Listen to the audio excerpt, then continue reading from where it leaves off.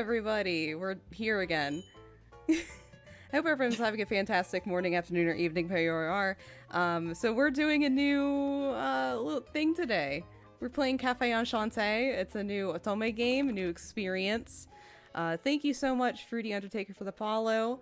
Welcome, good time zone. Thank you. Good time zone to you. Welcome in Shumo, Oppo, of course, and Marv and Mon. I almost said your full fucking Twitch name. What the hell am I doing? Yeah, hi, Fruity Undertaker. Welcome in. So yeah, we're doing a new playthrough. It's going to be similar to Code Realized, where it's all going to be chat interactive. My full Christian Twitch name. Yeah, I'm sorry. I didn't mean to bring that into it. But yeah, we're here with the same bunch of people as in Code Realized. So if anyone wants to go around the room and introduce yourself and say your new roles, because we have new roles this time. And I'm just gonna start. My name is Nur. I'm going to be voicing 2 Milk and handling most narration. My name is 1010, and I am voicing Ignis, Karya, Epilogy, and so on. I don't know. So on. Someone. I didn't play this with voices on. I don't know how to pronounce them. That's gonna be a fun part. Uh-huh. Alright, my name is Moji, and I will be voicing Il Fado de Rie, Akira Mikado, Kororo, and Titania. And I'm Brevi, and I'll be good start. Be voicing Miser Rex, Hannes Espada, and Mikado's assistant. And I'm Matcha, and I'll be voicing Karu Rindo, right? Yeah, I think so. Venia or Venier and Dromi. Yeah. Alright, 10 out of 10, guys. We got this. We know how to pronounce names. Right? I don't know if the game knows, because I've been told stuff about one of them. I mean, to be fair, I think the actual the Japanese voices know. English doesn't give a shit. So, all right. So yeah, here we the are. Volume in. Yeah, I had to adjust the volume. And Yeah, the volume in. Which I just want to point out to everyone watching. What is it? The volume. Yeah, there we go. Oh, there it is. It was up. Yep, up. One- Volume There in. we go. Hey! Volume in. Let's Set the go. volume in. Yeah, this game has a fantastic localization, as you can already tell from volume in. Yeah, let's get started. I don't have a summary this time because we're here. We don't know anything now. Anyway, We're in a cafe. we are in a cafe. I never know anything. Just dive in. Fuck, What? Just go. No, what were you saying? Please. I was reading the thing on the right. Do you know French? No. Does anyone else know French? Want to give that a shot? It says... I don't know. Is the font finished? I'm having some trouble looking at it. It's finished Like, in that's our the second hearts. word. Like, you're talking about like this what J- is that? It's Jatem. It's I love Jatem? something. Okay, it just looked like something was supposed to be after the T. I mean, there's I think there's an apostrophe. an but, like, apostrophe, but it's Yep. hidden by the flowers. The flowers are messing me up something Okay. fierce. Also, I don't know French. Okay. Okay, anyway, on that note, Oh, all right. goodbye, Katone. Goodbye, Katone. Hello to 2 Milk, who is named my best suit. Quite an improvement, I must say. Yeah, I think this was like definitely the better choice out of Katone and this. Could I even? Okay, so originally this was gonna be 2% milk, so I'm glad that we changed it Oh. because it can't put percentages. Oh, you in it. actually, you know what? It's because of the fucking how the localization's fucking coded, isn't it? It's probably that. Yeah. All right, let's get started. You Okay. know. It'd probably make the letters too big or something. Yeah, Her last probably. name could be percent. Mm, Her last name could be percent. that's true. I mean, I can't edit the last name. You can't. Damn. I can't. It's only the first name. I don't know why they You give know us an how option. we'll edit the last name? What? Depends on the route. Oh, yeah! Half of these characters don't have last names, though. Oh, What is their last name gonna be? guess we'll edit other characters' last names then, huh? Yeah, alright. Okay, 1010, are you ready? Yes. Okay, this next scene I can't control the speed of, so that's why I'm preparing everyone. Let's go. Alright, 2 milk Awaki. My old man voice. Okay. Memories of my childhood. They were filled with images of wisping steam and the aroma of fresh coffee. I am barely getting these lines done. Most of these memories sunk into the depths of my mind as I entered adulthood. Illustration, Yuya. Yuya. Even so. Faint memories come into the front of my mind when I sometimes close my eyes in silence. The enchanting sounds of jazz standards on old records ushering into the guest. Music, Yeah. Love solfege. The sharp, flavorful scent of coffee floating gently throughout the cafe. Writers. Shinobi Nakayama, now Kojima. Kojima. The warm, inviting light of chandeliers glimmering upon the rows of glasses. Yes, my memories of that place are precious to me. Oh my god. But there's a memory of something much greater etched into my heart. Etched. It's the sound of my grandfather laughing together with the guests he served. Oh, there he is now. Ah! Wait, why is he saying something? Well, Wait, I turned off the music! cause you're like. Wait, it's probably coffee? cutscene. It's because of the cutscene. Well, that too. Many cafe owners open simply because they love coffee. But if they like coffee so much, couldn't they brew it at home? Who the fuck?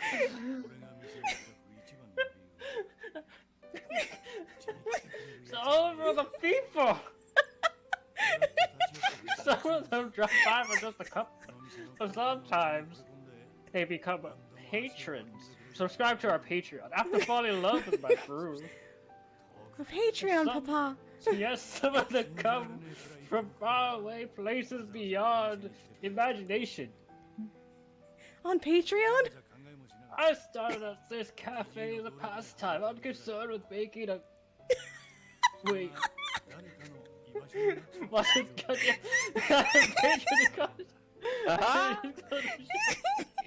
This cafe is for all the patrons of Patreon.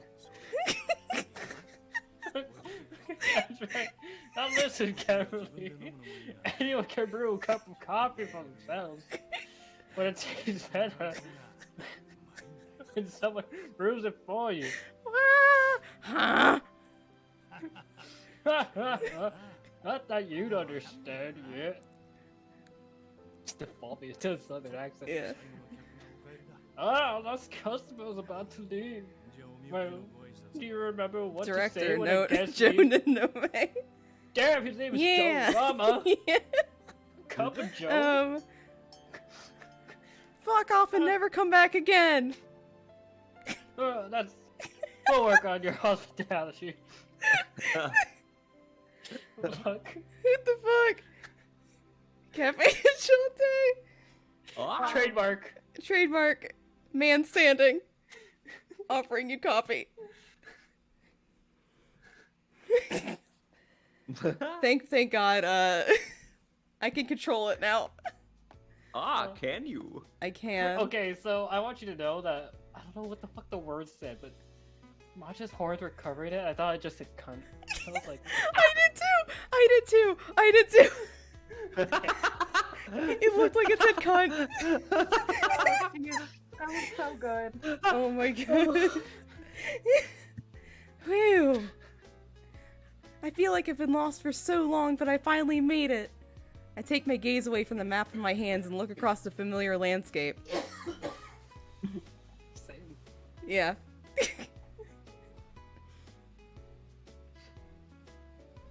Cafe Enchante. A name I hadn't heard in a while. It's been maybe 15 years now? Hearing myself say these words out loud makes me realize how long it's been. Even if the world around it has changed as all the years have passed by, it looks exactly how I always remembered it. I felt so happy at that fact for some reason, so much that it makes me smile.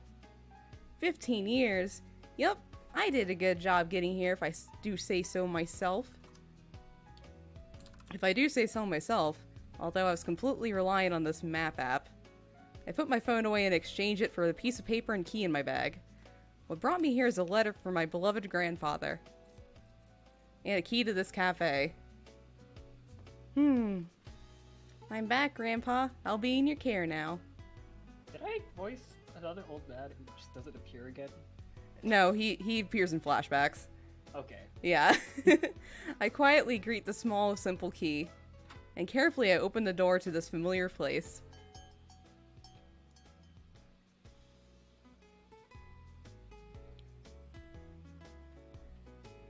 Oh, wow.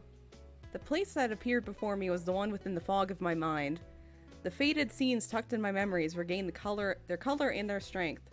I take a few steps forward, noticing a layer of dust draped all over. It had all been left alone for so long. Still, a dim fragrance of coffee lingers in the air about the room. I find comfort in that. No doubt about it. This is definitely Grandpa's shop. The wooden furnishings from back then radiate the comforting feeling of nature. My fingers glide across the tables and chairs neatly and evenly laid out about the space, and the sense of familiarity fills me again. The cups, polished to a shine, and the colorful saucers that match them. And the hand-operated coffee mill and siphons lined up behind the counter. Do you know what a coffee mill is? I mean, I better. Thank God we have a dictionary. Yeah. We'll never understand. Yeah. We won't. They stand there, still holding their shine, mocking me, because I don't know what they are. They always were cared for so very well. Now that I'm here, I should take a look around the whole shop. Oh, this is where Grandpa yelled at me, huh? Yes! Oh, Grandpa! It's like he's still here. It was the pillar I tried to climb as a kid. And the stairs are difficult to walk upon with those tall steps. The hallway door where I struggled to clean the drawings I made upon it. Looking around conjures up all sorts of old memories. I'm so jealous of this. Haha, I don't know if it's just me, but I feel like I got yelled at a whole lot. You did! Oh gosh!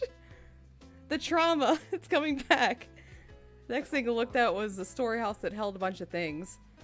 It didn't seem too dirty to me, though it would be a lot of physical work to clean it all up. Right, I guess it was all left alone after he passed. I'd have to look through everything to know what it all was used for. I can't do anything right now though, huh?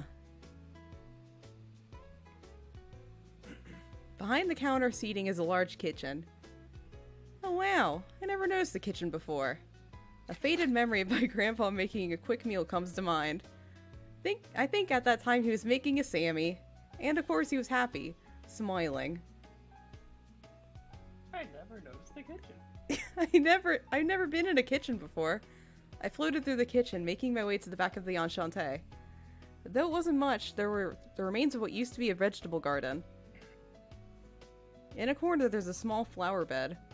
The colorful vegetables and the pretty flowers decorating the area always look so impressive.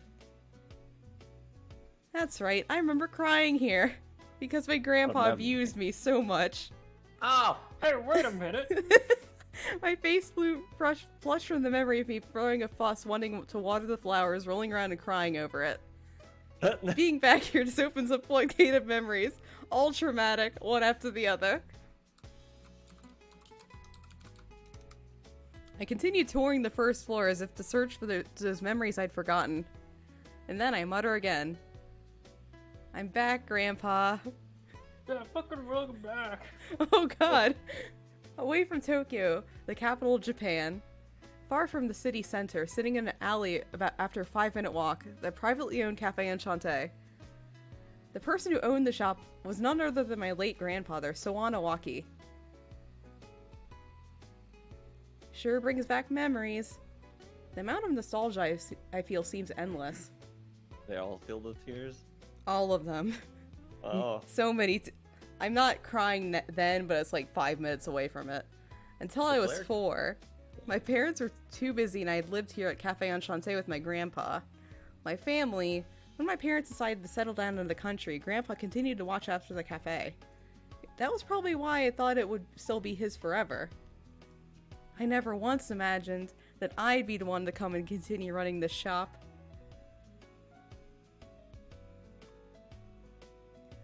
Enchante was a cafe, but it was also a place that Grandpa called home. Oh no, he's hot! What? He was also very hot. Don't say that about your grandpa. Listen. Is this someone yelling in for the window? Thank you for the bits. The building was surprisingly large. The drafty second and third floors were living spaces, as only the first floor was the cafe. With the counter This seat. cafe isn't hot. Oh no. Oh no! With the counter seats facing the bar and the cozy table seating around the shop, there was a total of about 20 seats here. The menu board seemed to just have some basic drip coffee available. The types of beans were written there, but it prompted patrons to choose their brew. Got to see it brew as he chatted. Grandpa thought it was too much of a pain to decide the type of brew himself, so he'd make the customer decide. So I think it was really popular to be able to choose your own method, from the nail drip to the siphon, and watch the process. I actually do need a dictionary definition. I don't know what that is. Yeah. That's right. Just then, from the corner of my eye, I see curtains hung behind the stairs and move towards them. I thought I had already walked through all of the first floor already. What's behind these curtains? Behind door number 1. It's a whole nother door. Oh! Is that where the ghost of Grandpa is? Like in Stardew Valley? Looking from the garden, there should be another room behind these curtains. I go through them deep in thought. I knew it! What is another door? Although... Huh? What's this room for? It says staff only. What could it Damn, don't wanna possibly get- mean? Don't go in there. You'll catch a staph infection. Oh no! Oh no. God. I tilt my head and No. wonder at this room hidden so far in the back. It just doesn't match what I remember. Still, if it's possible I'll be taking over this place, I should have an understanding of the interior of the shop, so... You barely remember the kitchen. Ellipses.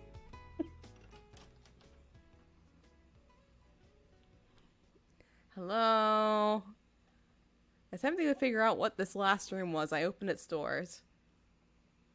Something came into my vision immediately. Another door. Is an ostentatiously adorned door that didn't quite match the rest of the cafe. Come to think of it.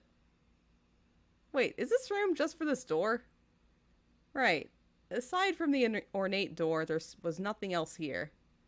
Even though there was space for it, like the storehouse, nothing was kept here. Nothing stored, no extra furniture. Just a door. It just sits there, mockingly. Why is there a door here? I took a peek behind it, but sure enough, there's nothing there. Just the rest of the room.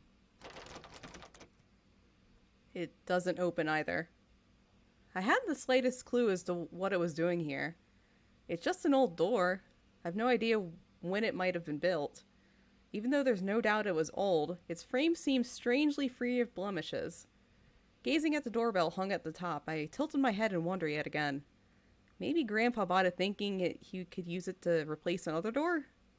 He always liked antiques and old things. That's the only reason I could think of as to why it would be here. Is it normal for anyone to really have just the door in here, in the center of the room? A plate read open and closed on it, which must have been intended to use at the entrance. I imagine my free-spirited and showy grandpa going through the effort and smile wryly to myself. But now that he's gone, I'll never know what he intended to do with this. Huh. I have to take over, or Enchante won't be in business anymore. I reach out to the plate marked closed. Grandpa must have turned it over before he passed. This lonely-looking plate that would turn people away, knowing the cafe would never open again. I decide to, are we gonna keep it closed or turn it to open?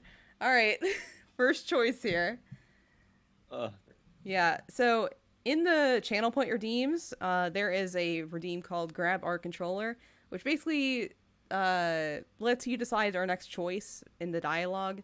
Otherwise, courage is the magic that turns dreams into reality.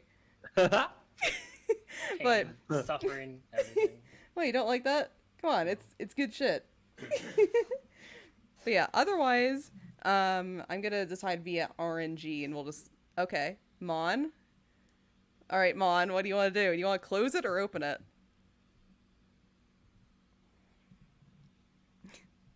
Open that door. Throw wide the gates. Throw wide the gates. I acted on a whim, thinking of Grahatia from Final Fantasy XIV.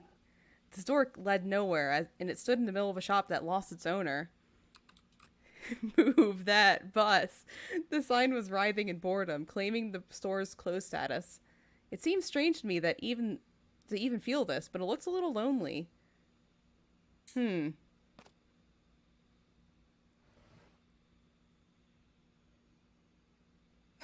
Wow. My feelings guide me. I levitate the sign, turn over the plate. The letters written on it jump into my sight. And in that moment, the world changed. Change the world. My final message. Okay, this is Brevi. I finally found you. The doorbell rang, announcing a customer. Hi. Hello. The light spilling from the doors blinded me, and the first thing I felt was a man. Oh my god. Oh my god. Oh man. And Thomas. Thomas is here too. Thomas Where has is it? returned. was Thomas the is warmth that enveloped my entire body, and also Thomas was here. Hi. A sweet embrace as it's holding something precious and delicate. Those glimmering eyes were looking straight at me. Where'd he come from? Who is he? I'm calling the police. I thought it would never happen again. Really, Grandpa would do. really? To think such a day would come?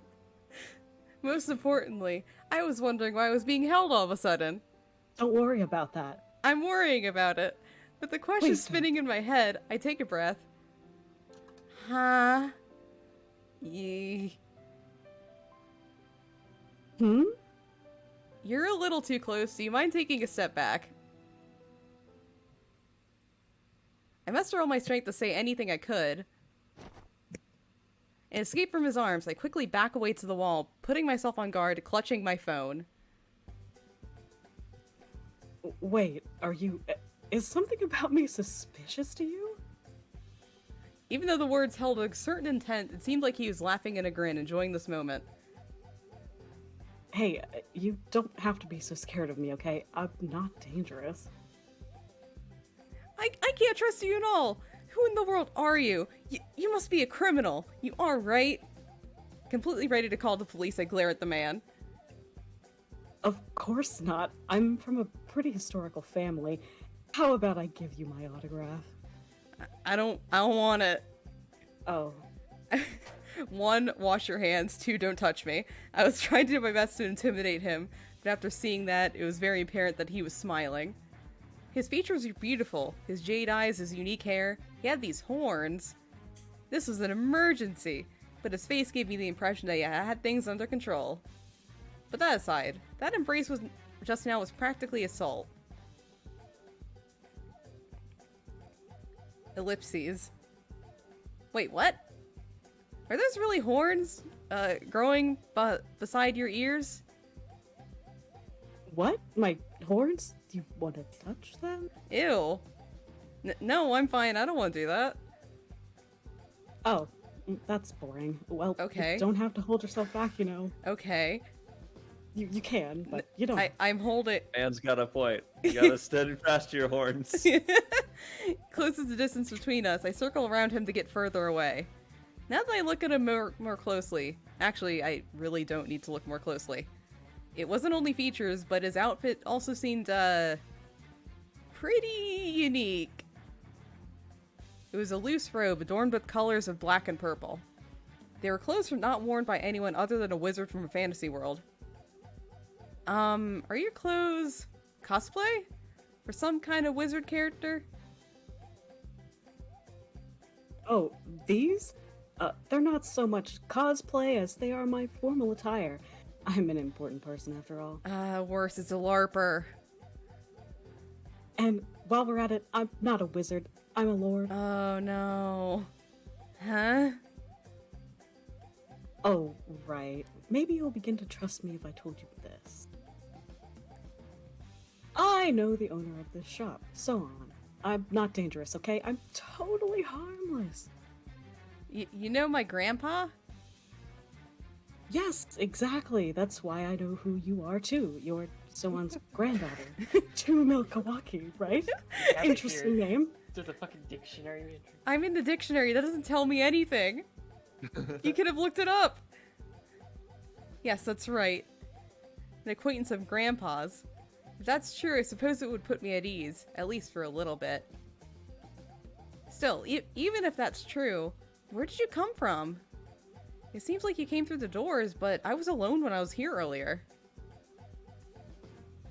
I pointed my finger at the door. Was he behind the door? Although it's hard to believe he was hiding from my sight the entire time. And until I arrived today, the shop had been closed ever since Grandpa passed away. Considering that, anyone other than myself being here is just strange.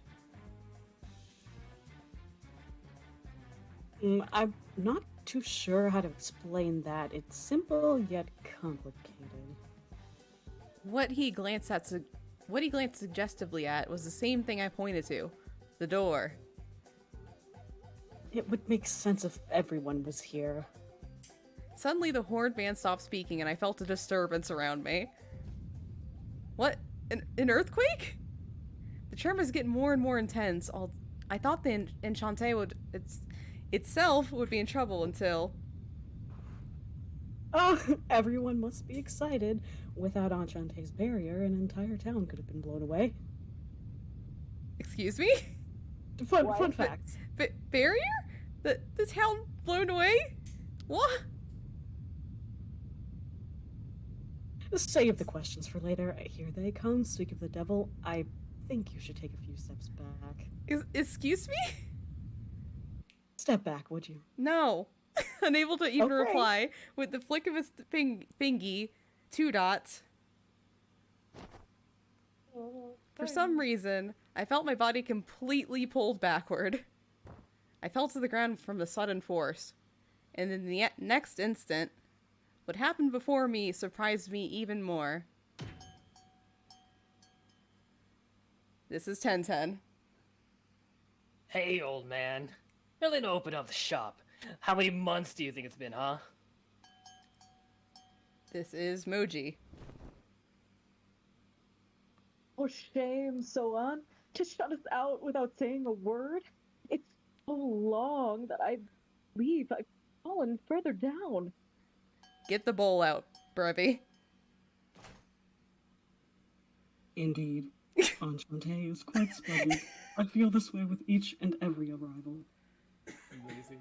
Perfect. Okay, 1010 again. Huh? Oh, you're all here too, huh? I haven't seen any of you in a while. I figured you went off and, died. Wait. This wild-looking man has flames spilling out from his entire body. That's not normal.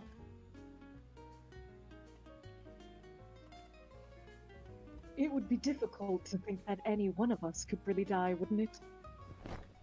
Wait. This man had clean features on his face and wings growing out of his back. That's not normal at all. Oh. You're quite right. I am unable to die in the first place. This man looked like a knight clad in black armor, like he was from the Middle Ages. Really not normal. Oh god. This is 10-10 again. Don't you know I know that God can't take a joke? Hey, where's the old man? You left us hanging out there. I'm not gonna let you off easy. Well, not unless you get me a meal on the house as an apology. Is that I think that's Moji. That sounds like you'd let him off quite easily, actually. No. However, we should locate Sohan as to inquire what has been happening. I'm quite concerned over the matter of a particular limited edition drama CD that I pre-ordered through him. I see. Ellipses.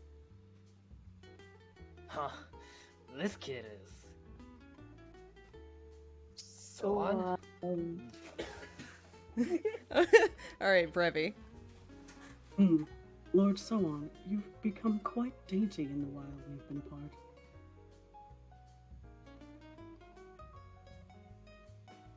Just look! She's a different person. Where the hell are you even... Where the hell are you two even looking? I guess we really couldn't know where you would be looking, Canis. I look at the 4 suspicious men before me and find that my mind is completely frozen. As my eyes shot around frantically, one of them slowly eases his way to me. Oh god. You there, the trespassing girl. You've got some guts to sneak into the old man's shop while he's gone. What? Trespasser? That's what I should be saying. Just as I was about to yell that, the man I've met first cuts in. Sorry to Milk, this crew is a suspicious and dubious bunch, but they don't really mean any harm, so don't worry. One of them's on fire! Well, if you act as if not one of them, but you're all trespassers to me. Whoops, I thought I could just stride my way through, but I suppose you won't be letting me off easily. I mean, including you, who are you guys? What do you mean, as you can see? He stops to flash another smile, then speaks. We are guests from another world. Obviously. I'm calling the police. Please don't! 911. I got can't an go to jail emergency. again, please. There's a man on Halloween fire. gone wrong. Again! Toby What? presents. You want the police or the firefighters today? Both. Send them both, please. I'm begging you. Help! Precious place, Help. precious faces, carry order, you! Control. Cafe Enchante. TM. Trademark. TM. I'm Okay. not gonna remember these lyrics for next time. What? Are you trying to memorize the lyrics? We gotta sing it every time. Every single Oh my time? god, I forgot Kadis has a fucking casual outfit. Yeah, they all have casual outfits. Man. Yeah, all of them have casual outfits. See, look, this guy has a shirt sometimes. Oh, it's gone. And this one, yeah, he also has a casual outfit. Wow. Oh wow, it's the name's wrong. Yeah, It's that's too not, milk. it's not correct. Yeah, it's incorrect, unfortunately. Wow, we just saw the CG. Yeah, I mean, Hi yeah. again. And this one. Oh shit, we're getting spoilers. Oh no. Oh no. Oh no, We gotta guys, start we're getting poking. spoiled. Guys, Hamburger. Oh my Hamburger. god, Hamburger. I want more of the hamburger. Joe de Monet, Yuya, Satomi Nakayama. Chat, can we date the one with the hamburger? I want food. Different worlds on humans at a cafe. Wow. All woven together with wonder and excitement.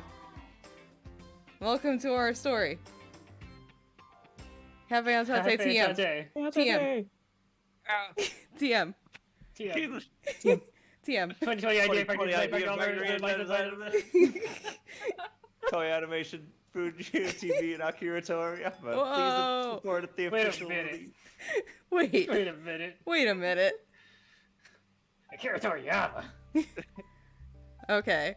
That's the word to help it. Yeah. I see. So, Soan did indeed pass away. Oh. The cafe hasn't been open for months. I had feared as much. I still cannot believe it. He was so full of energy the last time I saw him. Humans don't live long after all. He was pretty old, although he didn't look like it. Now that I think, the reason he made us all leave must have been because he knew he'd be passing away soon. That may be so. Regardless, it's a tragedy that we've lost him. Let's see. Stop looking so sad. He's dead. There's nothing we can do about that. Oh wow, being very, Wow. very courteous. Ignis, please take care with how you choose to address the situation. Jan, New recipe. shut it. If how I talk gets the old man to crawl back out of his grave, I'll say whatever the hell I want. But we know that won't happen. He died. And since that's a fact, we should be thinking about what we should do next. Am I wrong? Ellipses. You have a point. It really does impress me how you always have so much common sense, despite the way you choose to appear. Indeed. Everything about you makes you seem like a ruffian. Hey, you two aren't the ones to talk when it comes to looks, especially you, helmet head. Ignis raises a viable point. Now that Soan's gone, what will become of Enchante? The answer to that question would have us consider all sorts of things, right? Exactly right. The only reason we are able to come here is because of Lord Soan. He's been good. Yeah. Is it possible to force our way back in here if we've been pushed out? Indeed, so that being the case, about the person who holds our very fate. That is, the girl holding her head and hiding under the table right now. We should shit. do something about her, don't you think? We can see you. Shit! You You're saw not me. sneaky at all. You're I'm, not sneaky. I was trying just- to be solid snake. And shit. The fact that these men came out of nowhere through a door that led to nothing. The fact that it felt like their appearances changed the moment I glanced away from them. The fact that they called themselves guests from another world. I just don't know what's going on anymore. Honestly, I just want them to leave me alone until I wake up from this terrible dream. I hold my head in thought, but as if ignoring my pathetic plea. Her name's Tu Milkawaki, right? Oh shit. He also read the dictionary. The four men I could only see as suspicious trespassers come closer and closer to me. Is she really the old man's granddaughter? That's just kinda hard to believe, Nyan. What? There is no doubt. She clearly has traits of Soan's face. The young man who had wings spoke gently, peering into my face.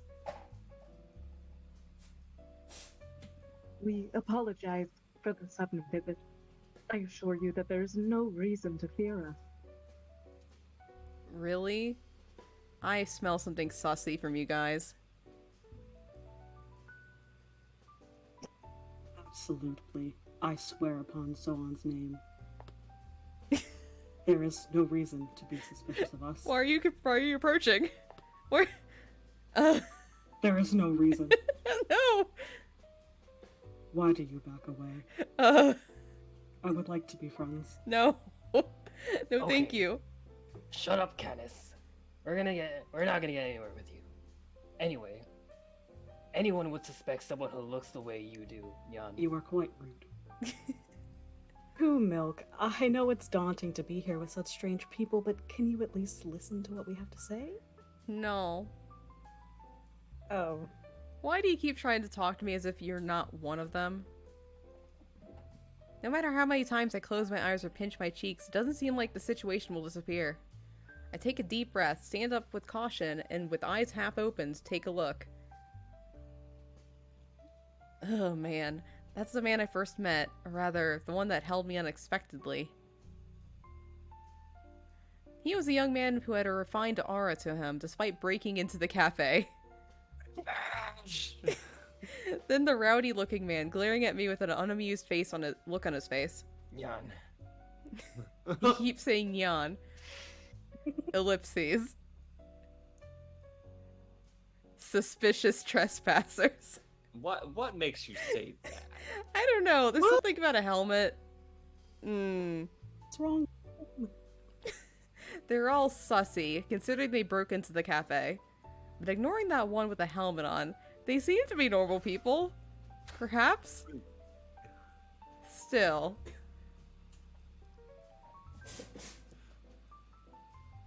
Then, what was with how they looked just now?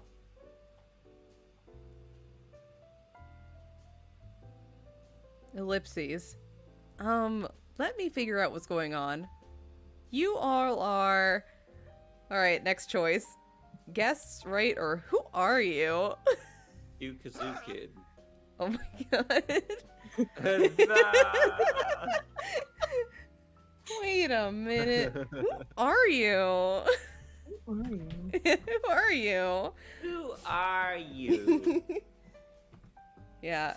Alright. If nobody decides that it goes by RNG, Do you want me to roll my die? do you have a die? I do have a die. Do you want to throw a die for RNG? D20, yeah. I mean, sure. I guess if it's like Odds. Odds. Guess Odds. dice, evens. Who are you? yeah, yeah. Go ahead. It is even. So what was that again? Who are you? Who are you? Wait a minute. Who are you? But who are these people in the first place? Oh my god. The very first moment. I just keep thinking about that time 2 minutes ago. The first moment I met them, 2 minutes ago. How they looked when they first appeared, when I saw that brief moment 2 minutes ago.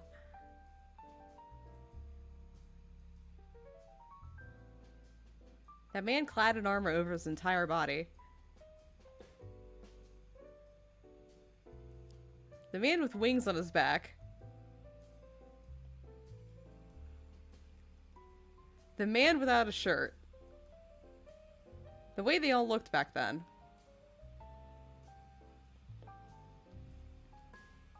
Everyone, I feel like you all looked much different when you first got here.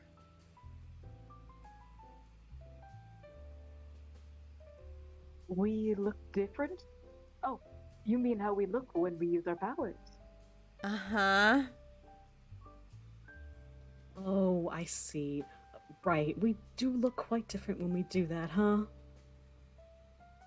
We just do it unconsciously, and so I never really paid it any mind, so this reaction is kind of refreshing. You didn't change at all, though. Don't have to.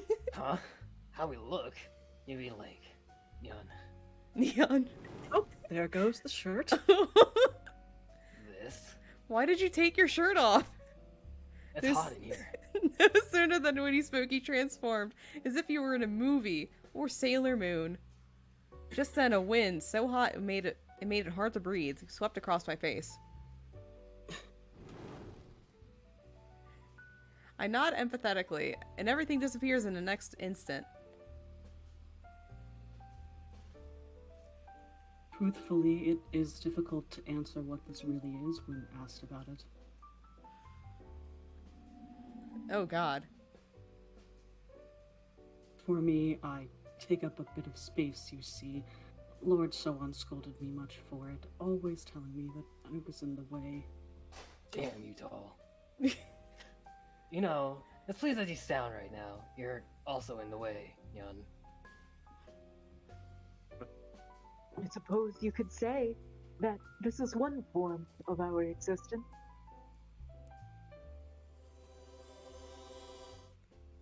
Oh god. We are beings capable of doing this. That is all I can say about who we are. Cryptids. I see. Are all of your questions answered? Great! No, really. I have a lot Wait. more. Moving? Calling them answered is a stretch. I went from I don't get it to I have no idea what's happening. Then in a spark of curiosity, I ask another question.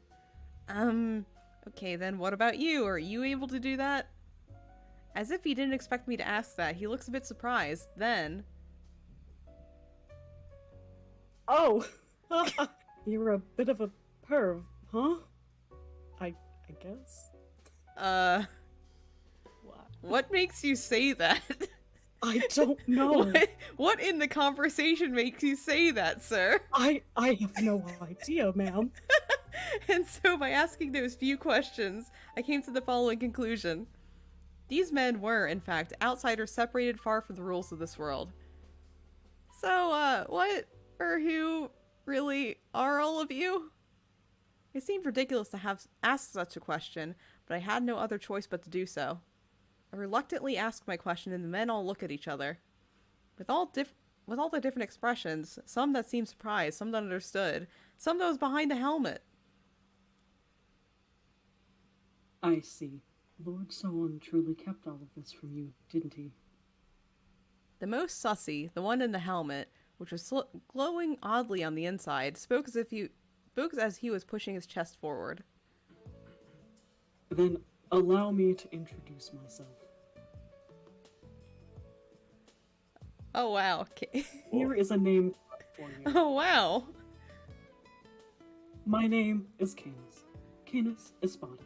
Oh, you have a business card and everything. I do. I am a knight of the fair world, Nado. I was under the great care of... I was under the great care of Lord Soon. Oh shit, do you have a business card? Oh man! Wow. Whoa! And I'm Il Ado Derie. I am an angel of the heavenly worlds, Kellium.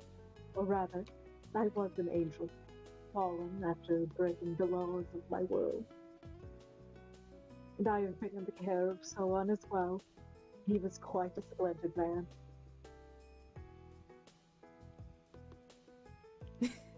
Oh man, even you! Ellipses, Ignis Carbunculus. A demon beast from the beast world Bestia. Carbuncles? Carbuncle. Look, Isn't that what you grind up to make the sage's power? Yeah. don't you fucking dare. Jan. Here's my card. I don't want it. Well, I'm giving it to you. I guess I'm last then, huh? I'm from the demon world, Asmodia, Miser Rex. I'm the powerful demon king, as you can see. Nice to meet you. Uh-huh. Ellipses. Okay, this doesn't actually matter. Oh, boy. We could just, like, go through... The order does not matter. We'll have to go through all of these. Let's go. Demon. A demon king. Even I realized how dumbfounded I sounded as those words spilled from my lips. The man standing in front of me, Miser. I vaguely remember him saying something like that the first time he appeared. Right, a demon king. It's a major role in the human world, right? Do you need a definition for your own world? I don't know what I Earth have it. is. Well, that's a problem. You've heard of my name before, yes? No. A major role? You mean that sort of character? Like the ones in video games? Right, yes. We massacre humans, conquer worlds, descend into darkness, kidnap lovely princesses, that sort of thing. I could use one of those right now. Oh? Which one? I don't know. So, if you let your guard down, I'll kidnap you too, princess. No. Oh, he's Um, Bowser. Talking about massacring people with that smile doesn't seem quite right. Well, even if I am one, I'm not on the job. You don't need to call me Demon King. Just Miser's fine. Oh, but you can give me a nickname like Michi or Michan. No. Yeah, never mind about that. Nicknames make it feel like you're a bit closer with that person, don't they? I can't even romance you. Yeah. No, I don't have any need for that. I don't need to close the gap between us. That's valid. Okay, a night? Wait, I can't process what's happening. I crouched down with a headache caused by all the strange words and weird introductions. At the least, I was able to understand that all these people were absolute weirdos. Out of all those people, if I were to pick who was the strangest of all...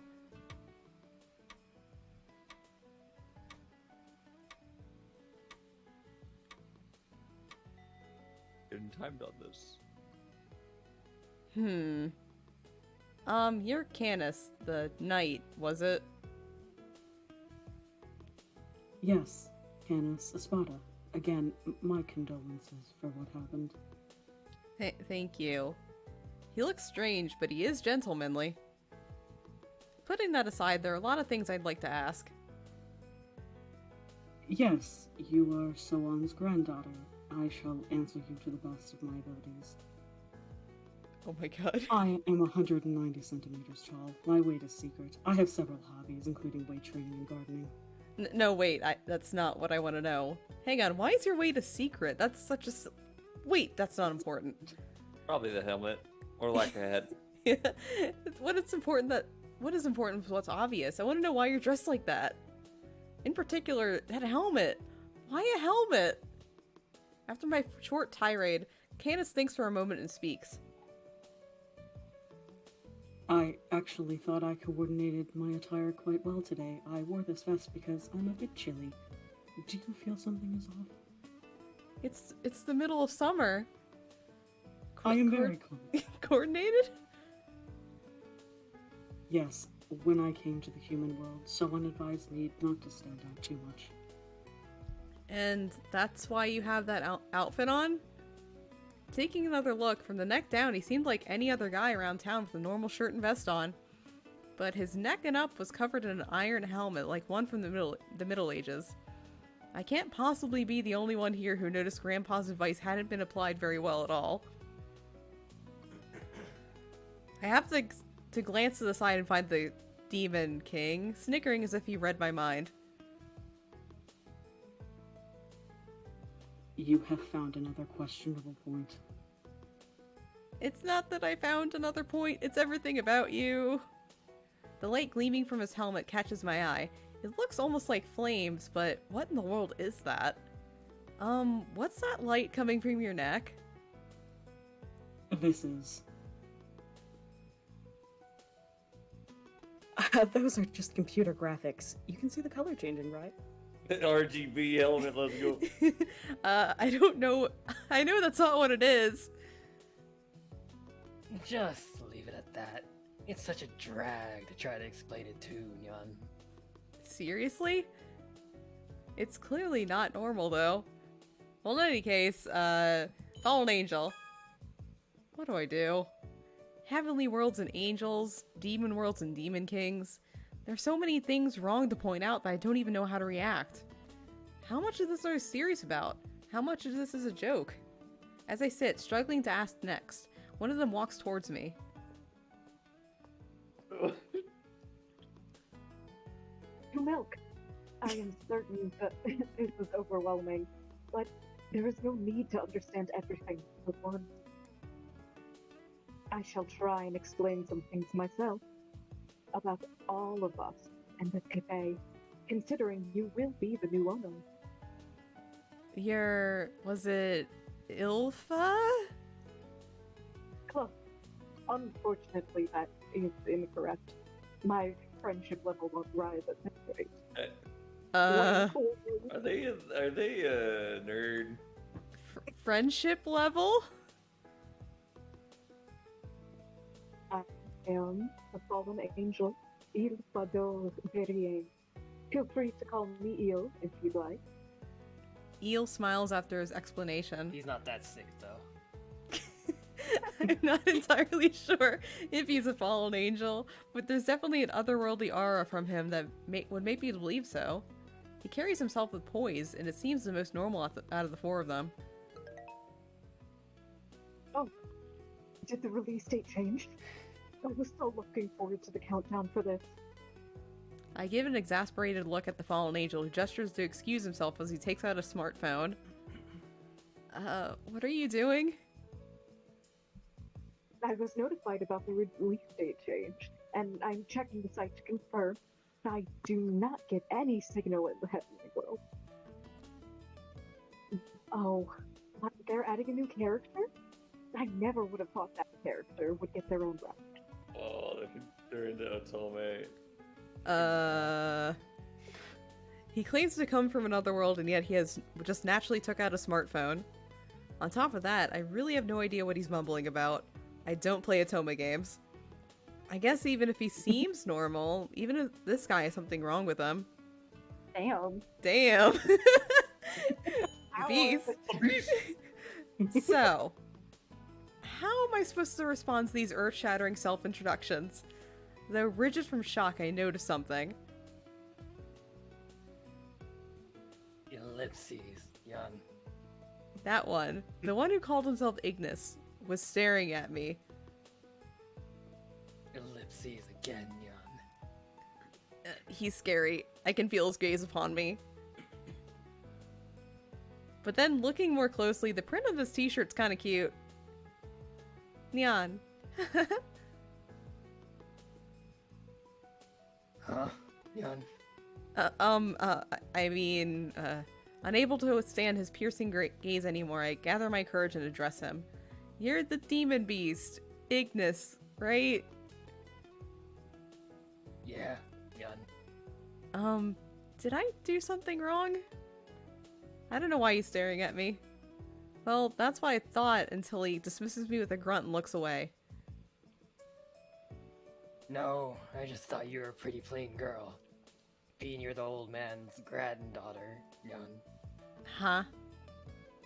So you preferred the old man? Oh, Oh, he's into old men. He flips his head side to side after muttering his rude comment. Why do I have to receive this kind of abuse in our first meeting? Just because I'm not old or man? And so, after a bit of conversation... that's right. Now that Soen's gone, I guess we can't drink his coffee anymore, huh? That would be the case. More and more, I realize we have lost a great person.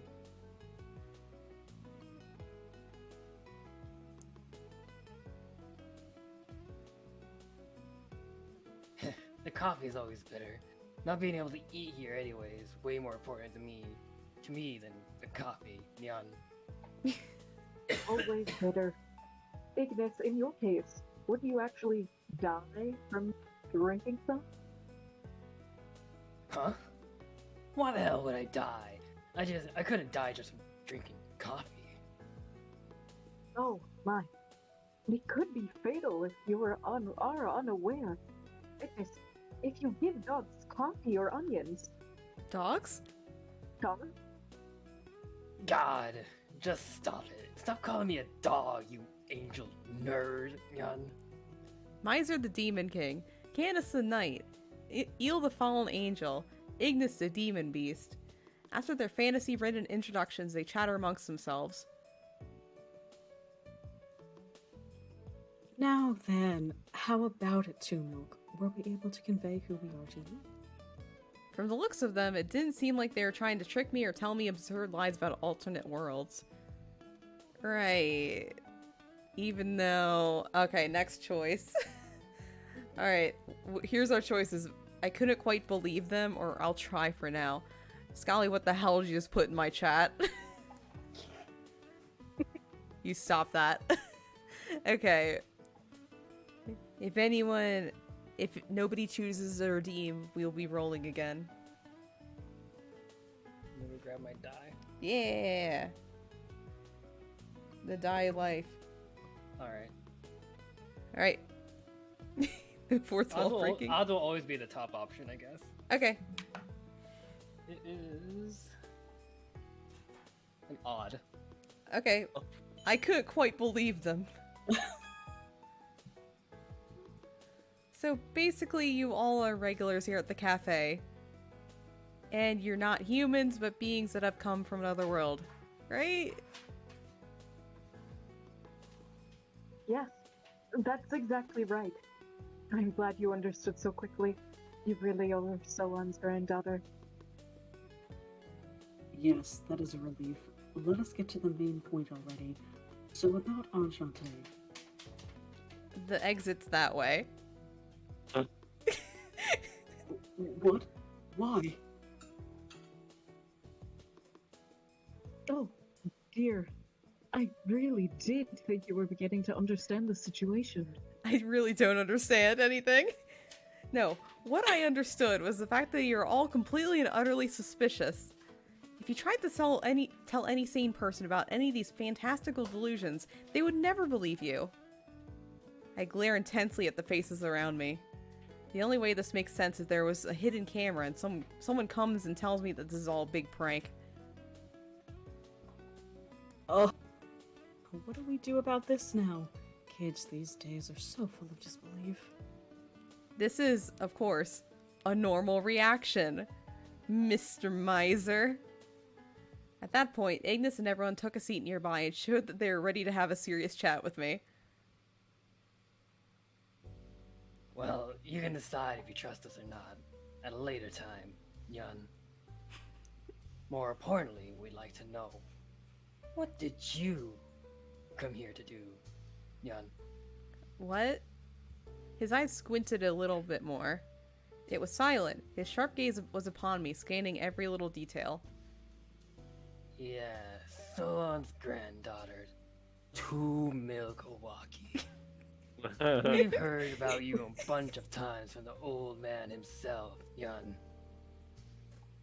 It seemed like you used to live in the shop, but you hadn't seen him in a while because work has been too busy, Yun.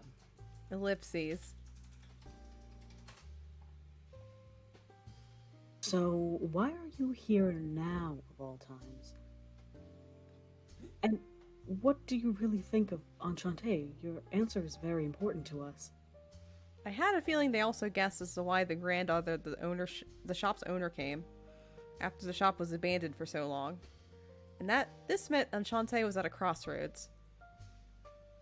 Whether or not you're taking over the shop or closing it down. Miser spoke as if he read my mind, as if reading his somber smile, reacting to his somber smile. I hold out a letter towards him. The reason I came here is because of this letter I seen from Grandpa. I thought it was my Stardew Valley moment. If I die, I leave this shop in your hands. It was the nicest thing he ever told me. Get there yourself and have a look around. If you feel you don't need it, sell it. I don't give a fuck. Or you can feel free to make your own place. That's what the letter says. He really didn't give a fuck. Lord Soan's final request. I nod. My fingers graze the leaf of paper as I look towards them again. You're right. I hadn't taken time to see Grandpa. But it's not because I didn't want to. I love him, even though he started yelling at me a lot. He used to take care of me. Probably. I cried a lot, too. If he knew I took advantage of his kindness to escape from my current problems, I'm sure he would have been Syed. What do you mean, escape? Right. I didn't want my dear grandpa to hate me for leaving that place. But in the end, his passing is what brought me this letter and brought me here again. The fact that this has been a trigger for me to escape that place, that's the truth. No idea what you're talking about. I'm sure you're just imagining things, Yun. Soan would never fuss over something so small. He'd laugh like an idiot, and then he'd move on. That'd be it, Yun.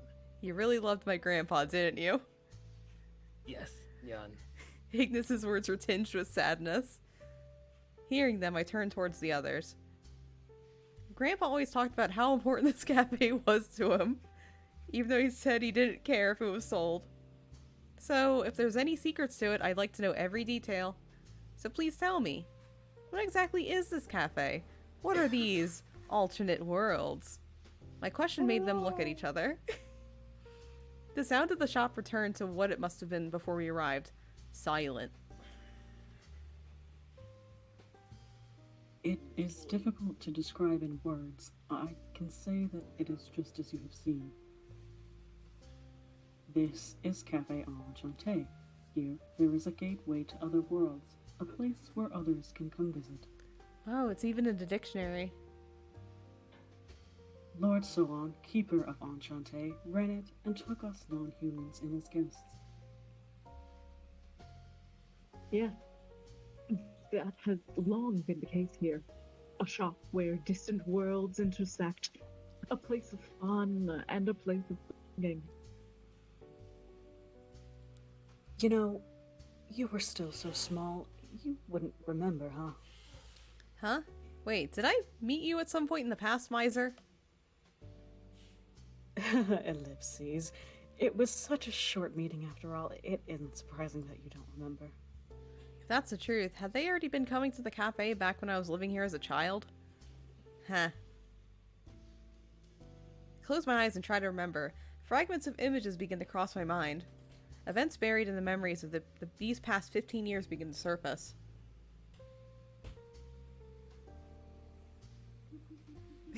The main reason I opened this place at all is for the people. Of course, these memories are from when I was a child, so it's difficult to recall them. But I don't think I ever considered then that the humans I saw weren't normal human beings. Now that they mention it, I feel something nagging at the back corners of my mind. These still fleeting, fragmented memories slumbering within. And some, yes, some of them come from faraway places beyond imagination, like heaven. That's right. Grandpa was always so cheerful when he would talk about the guests that visit. It didn't matter if they were human or not. I probably just don't remember, but I'm certain Miser and the others would be in those memories. All these bizarre stories I'm hearing. I feel like I can believe them all just by recalling the heartfelt words of my grandpa. It's all true, isn't it? Your grandpa's 4 boyfriends. About other worlds, the non-humans. That grandpa kept this place open for all of you. Yeah, it's all true. Though I think that what proves it best is our very existence. I also swear this to be the truth. That I am a fallen angel in and out and have stayed at Enchante for a long time. This is why we believe this to be the most amazing cafe. However, now that Lord Solan has passed, things will not be the same as they once were. Candace shakes his head with sullen movements. Y'all came to the shop from other worlds using that door, right? So, what happens if the shop was demolished? If the shop closed down and was demolished, I'm pretty sure the door wouldn't survive.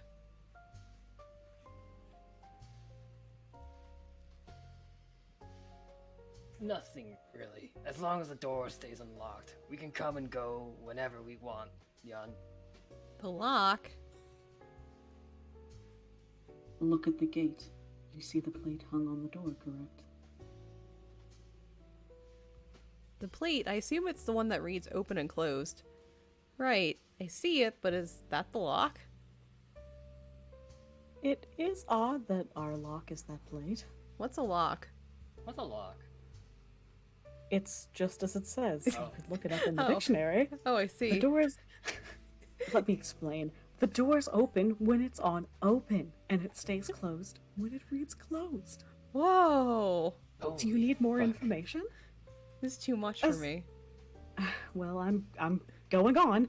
As far as we know, it's just as Ignis says. We can come and go whenever we want, so long as the lock stays open.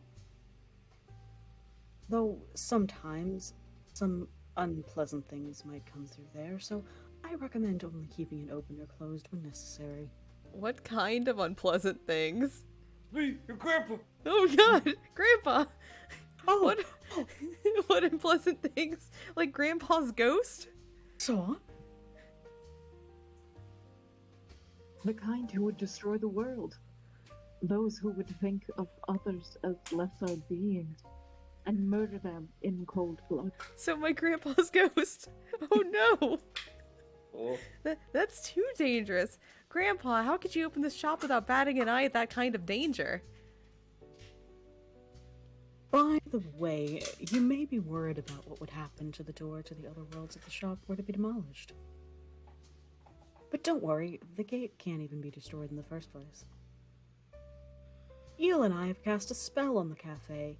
It's not perfect, but it turns away anything that would seek to cause harm here. In other words, it seems that the shop eluded demolition due to its mysterious power. I see. That's astounding. It does seem rather convenient. That's all it does. You may not realize it, but there's magic in effect all over this place. But if that's really the case, the shop couldn't ever disappear. Isn't that right? The shop itself, certainly. This place remaining pleasant or not, well, that's another issue, isn't it? We'd like to stay here, at this cafe, where Enchante's keeper would welcome us non-humans with open arms. A place where you feel welcome. Ellipses, Yan. Although, we do honestly realize how selfish it is to feel this way about it all. A silence once again drapes over the cafe as those words were uttered. While I was still searching for what to say, Miser suddenly stands up from his seat. Well, whatever the case, we do understand that all of this is very sudden. We'll leave you be for a while. All I ask is that you meditate on all this for a bit. Wait, but where are you going? All of us have rented rooms from Lord Soan on Enchante's upper floors. Considering it's been a while, we'd like to see them. You rented rooms? Indeed. We would visit frequently, sometimes staying overnight. We have all been paying to rent those spaces. I see. I see. Come to think of it, Il did clearly mention he was living in the shop. It's true that I get to see the second floor of the Enchante. I really would have never imagined these non-human guests would be staying up there.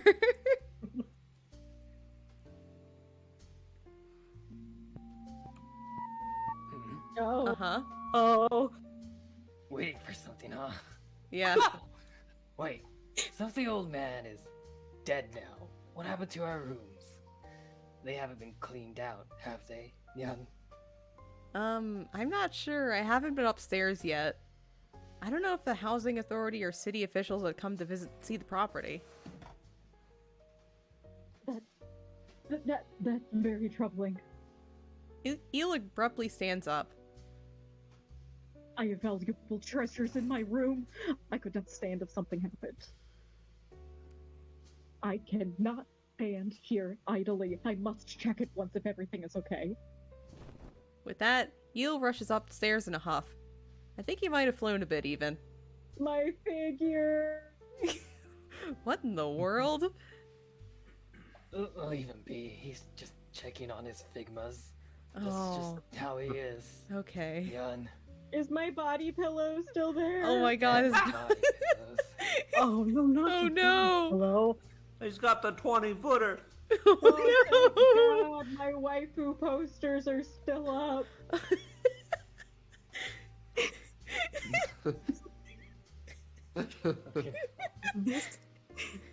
This enchantment keeps away anyone that isn't affiliated with this place as it is. There's nothing to worry about. He keeps screaming about his waifus. He gets very excited. Just let him be. Yeah, he plays Fate Grand Order. Oh no. I'll go and check on my room. Coming, Canis. The room's by mine, after all. Young. Right. Though I do not have many belongings to check on, I shall at least tidy up a bit. He opens it up. It's just a room of helmets. It's his helmet collection as they begin to climb the stairs. All right, Two Milk. You should think this over for a while. Why don't you make yourself a cup of coffee? Miser, the last one to leave, winked at me as he spoke. Huh. After the sounds of their steps faded away, and the space around me was hushed in comparison to how it was moments ago. But then, this would have been what Enchante would have been right now, if those men hadn't arrived. People from other worlds. Ugh, men. Non-humans come here to this cafe, huh? At first, I was wondering if I should even bother trying to run the cafe at all. Now as I sit here by myself, I'm beginning to question the very nature of reality. I need to gather my thoughts. Work does that to you. Yeah. Miser was considerate enough to let me have some time alone. Maybe I should go outside and get some air. Hey, do you have pumpkin spice? No.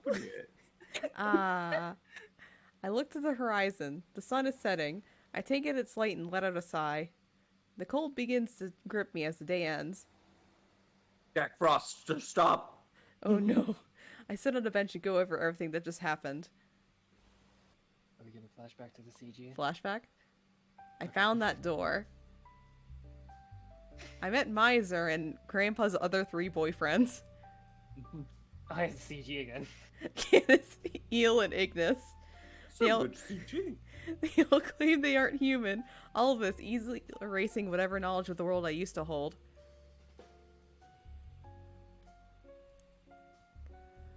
Huh. Ow. I know it was cliche, but I pinched my cheek to make sure I could still feel it. I did, so that meant this is all real. I pinched my elbow and my hand, but of course the result is the same. Sitting here, I take a breath deeper than the deepest ocean. It seems like every guest Grandpa rented to developed a meaningful relationship with him. I definitely had Or boyfriend. meaningful friendships. 4 whole boyfriends. The shop itself, certainly. Oh, wait. Oh, that's me, actually. The Sorry. shop itself, certainly. It's fine. This place remaining pleasant or not, well, that's another issue, isn't it? I feel like I just said this. We'd like to stay here at this cafe, where Enchante's keeper would welcome us non-humans with open arms. Wow, I remember that from 1 minute ago. Fondly remembering. Huh. Holding this irritable feeling. I let out a groan. It was a sound no one would expect to come from someone like me. What do I do? The sunset is so pretty. But I can only escape my reality for so long. As if to try and find an answer, I open the letter from Grandpa once again. We found shit. to milk. God, he's speaking in my ear again. I was originally just going to leave a message with you over fucking Twitter. You were gonna leave me your will on Twitter? L plus ratio. Oh my god. But I guess that's not suitable for a will. 160 characters ain't shit. They want me to write to you in a letter. Nice sentiment. But I prefer to be a keyboard warrior. Were you gonna cancel me on Twitter? Writing the twit longer now. Oh no. Rise at garden. Honest- Deleted. Honestly, he always loved breaking the mold. You know, old silly Grandpa canceling me on Twitter again. This is my 30th Twitter account. A bittersweet feeling draws That's a a smile. No. I bite my lip as I read over the letter again. An official will was delivered to my parents, so this is basically just a personal message from Grandpa to the granddaughter. Most of the content was just random chatter. Questions about me eating properly, making sure I was being nice to my parents, threatening to cancel me on Twitter, and if I was doing okay at the company where I got my job, things like that. When Grandpa would come to the house every so often, we had so much fun talking. He was sensitive to how I felt. He never did try to pry too much into my daily life. I guess this letter, it helped him work through all that concern he must have had for me. Probably. Huh. I'm sorry, Grandpa.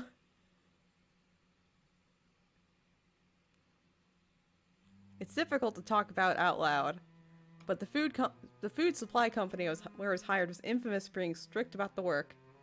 That became apparent right away once I started my job there. The sales department would go door to door selling health products and supplements that were basically scams. As an office worker, I dealt with all the complaints that came from customers each day and night. They brought me on right out of high school, so even though I barely made the cut, I was forced myself to endure the labor. But after so many days of working there, the ringing of a phone would trigger me. I can still hear my boss yelling, "Oh, girl." Same. Oh. Oh, girl. You can always be replaced. Just do what I say. You have nowhere else to go. Do you know I need you? I picked you up, so you better be grateful. I was tired, bitter, and just wanted to quit. It was at the time I got Grandpa's letter, which I'm looking at right now. My Stardew Valley letter. Like this, and you can find a way out. Just quit. Just quit. Just walk out. You can just leave. Just leave. Please. You can leave. If things get tough, you can always come back. This shop was an old man's hobby. But if it means something more to you too, that's just fine. Your life is in your hands. You choose to live it exactly how you want, with a little extra horns, apparently. Ah, okay. Oh. We gotta have more Very red. horns. Ellipses. I fold the letter and take a deep breath. There's no one here to guide me now. But still, I really hate that there isn't. I know I just want things to be easy. Think of what Grandpa would say, wishing he were here right now. I think. Huh? Huh? I thought they went to check on their rooms. My face lifts up at the doorbell ringing to see Miser standing there. Well, I'm the only one who wasn't actually staying over at Enchante. Grandma didn't give you a room? His No. fourth boyfriend? Playing favorites. Seriously, I wasn't really renting a room either, so I just kind of wandering around inside the cafe. But I did come to the cafe every day, though I did have my Demon King duties to attend to, so I usually left at night. Miser smiles, adding that he'd continue to come if I were to take over the shop. He then comes to sit on the bench with me. Oh, I didn't expect that. I'm sure it's not as bad as Eel, but I did imagine you'd be living here too. Do I look like that much of a mess? You actually thought I was like him? Eel is a mess? I couldn't really see that at all. He just like his waifus a lot. Oh, honey, you have no idea. More importantly, is it okay for you to look like that out here? Oh, don't worry. Demon Kings have any number. Jeez, fiddling with consciousness is easy. He's a professional cheater. Oh my god. What Professional. do the horns? Oh no, I forgot my wife's face! See? He stretched calmly, saying that scary fact. I wonder how detached from humanity he really was. I mean, just look at his clothes. His face, the way he talks, the way he laughs. Maybe he doesn't look that different yet. Oh, were you still thinking about it? Sorry to interrupt when I suggested you do that. Oh no, it's fine? Actually, in all honesty, it was helpful that he came to chat. I couldn't help but feel like thinking about this on my own would just get me down. Ellipses. Hey, is that letter from Soan? As he pointed to the letter, I realized I forgot to put it away. Oh, yeah, it is. It's not important though. Like, it's really not. I'm sure? I was holding it to my chest out of reflex, probably because it was taking me through all those memories and emotions just now. Responding ambivalently, he stares at the letter for a moment, then speaks. So, about Soan. Did you know he couldn't eat spicy stuff? He had such a hard time with hot You fucker! Ah, Why would you tell her? he this? promised I promised never to tell, but you know. His sudden comment caught me off guard. Huh? I never knew. Grandpa always seems so sprightly. Right, Grandpa's ghost? Right? It wasn't a quirk for show. He had issues with other things too, like Who cockroaches. doesn't have an issue with cockroaches? Really? Well, I can't deal with cockroaches either. Miser continued on, speaking kindly of the grandfather I didn't know. Though I'm sure it was a tiny bit of things he wanted to say. I could tell these memories were very precious to him. Soan. He was pretty good at pouring coffee, despite how much he didn't fuss with the intricate details of things. Yeah, it was only when he poured coffee that, though only might be a bit mean, he was so intentional and serious. Ooh. Miser nods in agreement with my comment. Demon kings, knights, fallen angels, and beasts. While we were here, we were just guests. Ordering coffee, eating snacks, you could always just relax here. That's the sort of shop this is. That's why we love to be at this cafe. It's why we love Enchante. Ellipses. Ellipses. You're not gonna ask me, are you, to take over the cafe? Well, yeah, I guess you're right. It's hard to put into words. It just wouldn't feel right. I mean, as much as I'd like you to. Laughing a bit to himself, he stood up, looking satisfied somehow. Anyway, I know this is happening so fast. I'm sure it's hard to make a decision. After I nod in response, he pauses for a moment, then speaks again. Two Milk, are you doing anything tomorrow?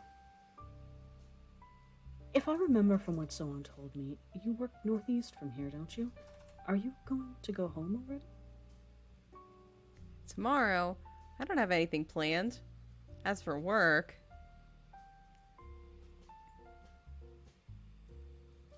You're having a flashback. It's the workplace PTSD, it happens. Oh, I'm so sorry. Ellipses. Two Milk?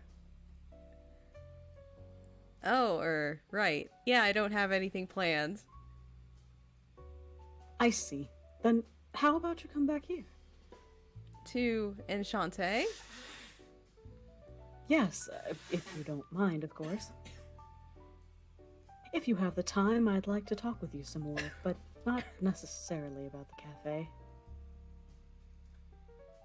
I want to know more about you, and I'd like you to get to know me a little better too. Miser gave a smile that did not look at all suspicious and was actually friendly. For once. I hadn't been asked a question like that in a while, outside of a family context anyway. I put up my guard and reflex and probed him. And why would you want to do that? Because this meeting was destiny, of course. I'm just kidding. Oh, okay. Okay. It was a joke. Okay. It was a joke. Okay. Why are you laughing? Oh. Are you crying, Two Milk?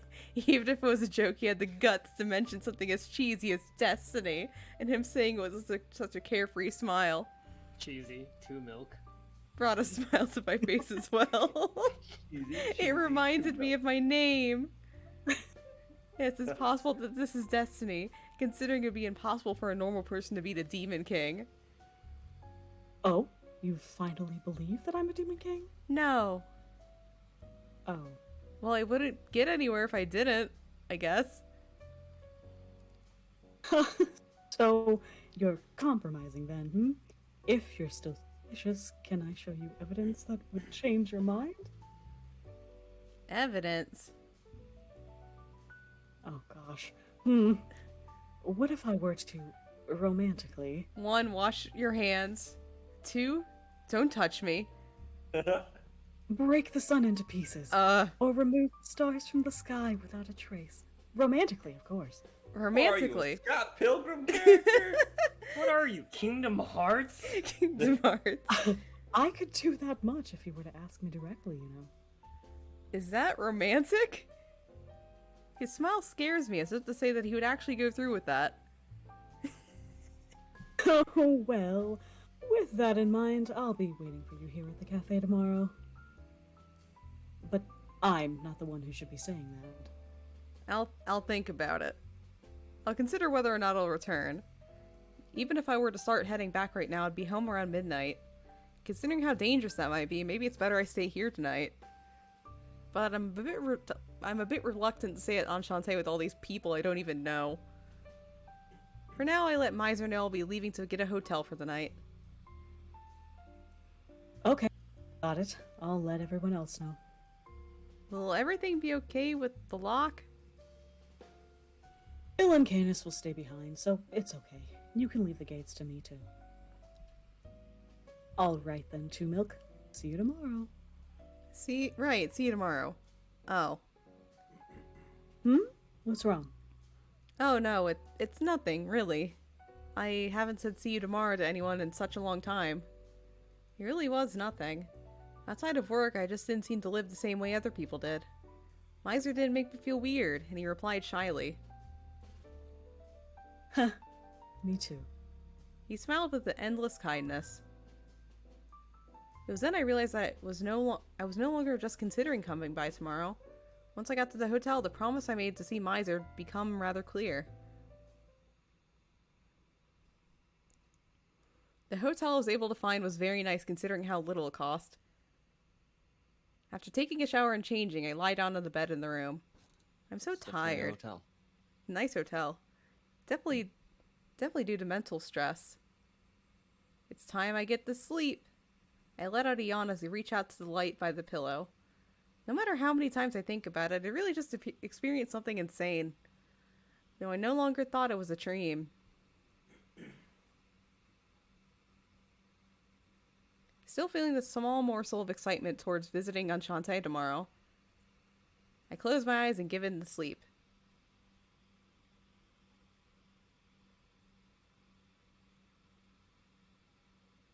Dash. I hear a voice. It sounds like a child. Someone no. crying. Oh. Ellipses. Oh shit. Solitude Oh. is lonely. Ellipses. Mega ellipses. Huh? My mind was blank and I had no idea where I was or when this was. I've been waiting for you. A person appeared without a sound and stretched out their hand. Their trembling fingers sank into my chest. Ew. They literally sank in. They plunged in. Like a hand submerging into water. Like a sandwich. Ugh. My heart felt like an alarm going off.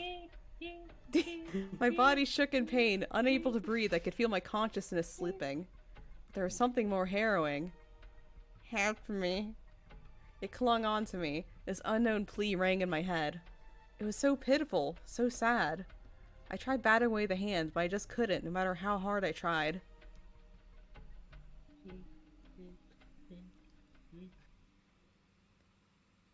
I'm your Well, now. Ugh. I woke up to the sound of my heavy heartbeat and my alarm. It took me a moment to realize the space that around me was just a hotel room I had booked for the evening. Huh. I don't remember everything very well. but it definitely felt like a nightmare. In an attempt to dig up the memories from it, I grabbed the sides of my head. Just then the alarm goes off. I look at the time on the clock. Oh, it kept going. Huh, it's already this late. I have to hurry, I'll miss checkout. I fling myself up from the bed and start to get ready for the day. Let's just not pay that any mind. You didn't turn me off, Beep. I forgot. I gotta go. I gotta go. Wait, no. Check Beep, out. Beep. Check out soon. I rush through checking out of my room, leaving the alarm going as I leave the hotel quickly. I can still hear it now. My feet were moving on their own, making their way towards Enchante. Though I had inadvertently made Miser a promise, I actually began to feel a bit excited to go back there again. I didn't have a solid conservation. Sorry. Sorry. Sorry, I messed it up. Let's go. I didn't have a solid conversation with each guest yesterday. I need to do that today. A conservation about things that don't necessarily have to do with Enchante. Oh my god. Sure do. It's happening. This is chapter 1. Alexa, it's happening. I was hoping for a fresh start today, especially after my terrible dream. And as I was walking along when all of a sudden, I heard a clack. It was from a little up ahead. Something appeared. It bounced once, twice, and was rolling towards me from the street. Curious about what it was, I bent down to pick it off the ground. A pen? It didn't seem like a regular pen from a department store. Beneath the navy surface of it were a set of initials engraved in brilliant gold. This must have been custom made. This is Matcha. Oh, shit. Ah, my apologies, young lady. But that belongs to me. Thank you for picking it up. I looked toward the person whose initials must have been the ones found on this pen. Oh, shit. Over here. Sorry, the car's already running. Wouldn't you mind bringing it over here? Where's the car going? It's going somewhere. Nowhere. Away. Huh? Oh, sure. Where's your car going, dude? The man was wearing a casual suit as he looked in my direction. I looked towards them, brushing some of the dirt that had gone on the pen. I hand it over as he gives me a smile. Ah, thank you. I was writing a note and it slipped. I'm just glad it didn't roll down the sewer. No problem. Roll into the sewer. It's a beautiful pen.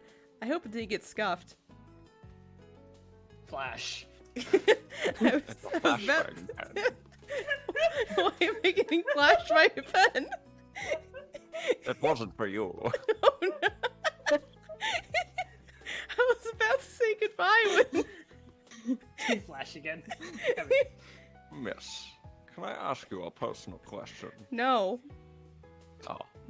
What is it? I'm not from around here, so I don't know the streets very well. Oh, but I'm not asking for directions. I said it already, didn't I? I want to ask you something personal. What? Personal question. No. That's right. I feel bad you're just standing there. Can we go to a cafe? Maybe one nearby. No. No. What a kiss his clavicle.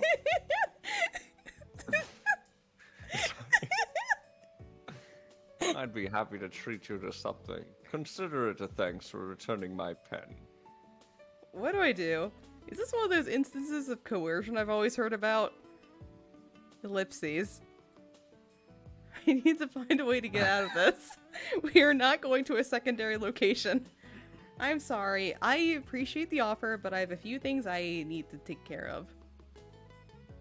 Oh, that's unfortunate. What things? If you don't mind me asking. I do mind you asking. I mind a lot, actually.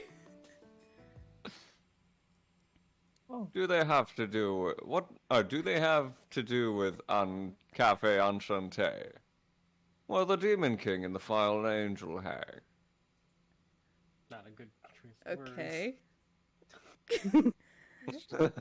Huh?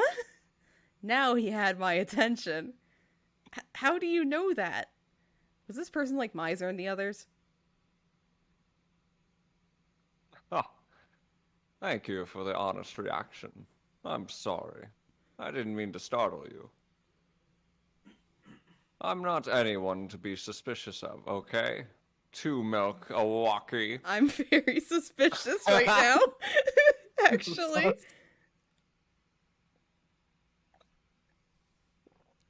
Just so you know, I was an acquaintance of your grandfather's. Another regular of Enchante. Are you Grandpa's fifth I boyfriend? had fifth boyfriend. Are you Grandpa's fifth boyfriend? I'm his fifth not-so-evil ex, yes. Oh, I'm sorry. Allow me to introduce myself.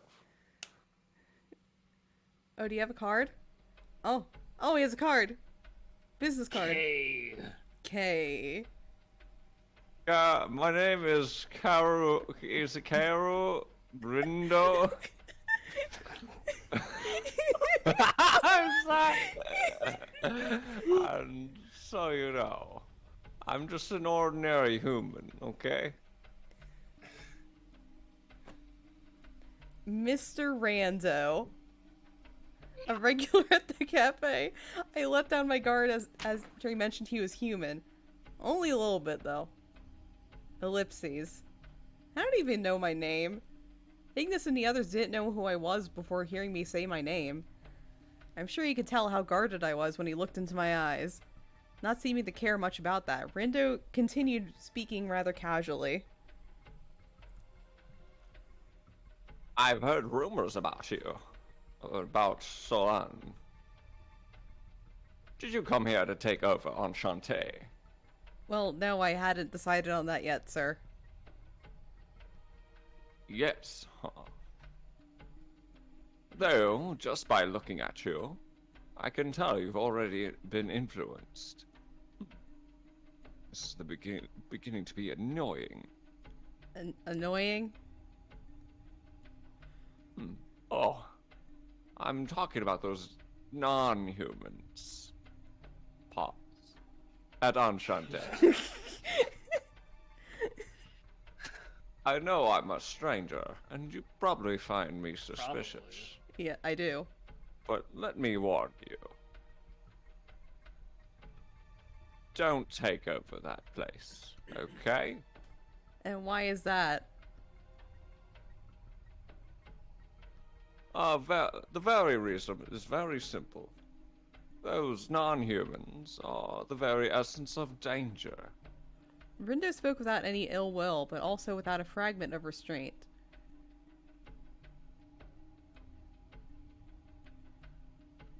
One of them aside, they all appear to be normal at first glance. They can hold conversations just fine, but in the end, it's all for show. They're entirely different from human beings. Are freaks in human clothing, beyond the reaches of what is considered normal.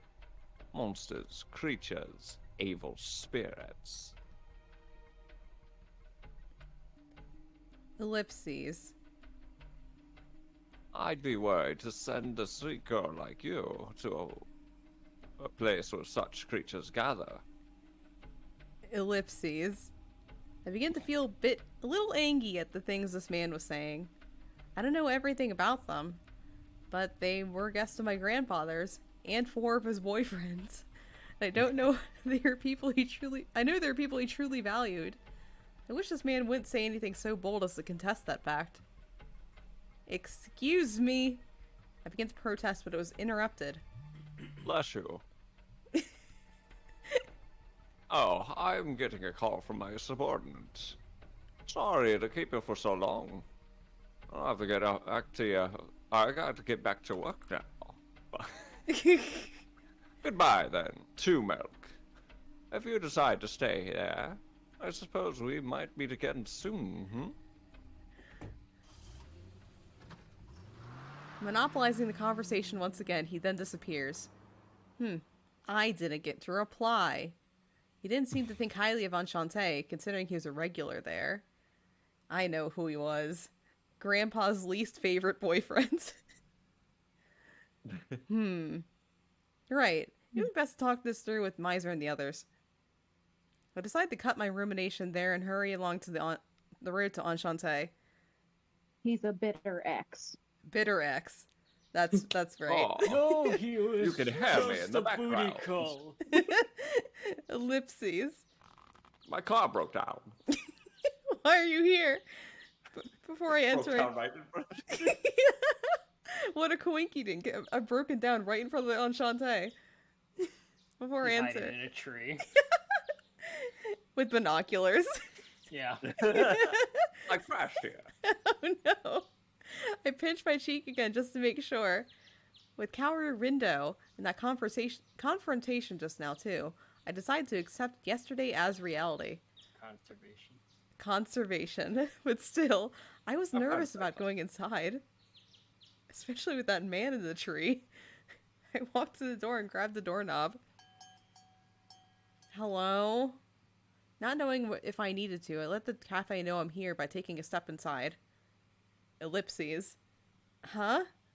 I thought for a moment I'd stepped into a completely different shop. I look around in panic, but the door did look like the same one as I saw yesterday. However, what I saw was not what you'd call a regular shop at all. What was laid out before me appeared to be an entire world. A gentle light poured in through the heavens.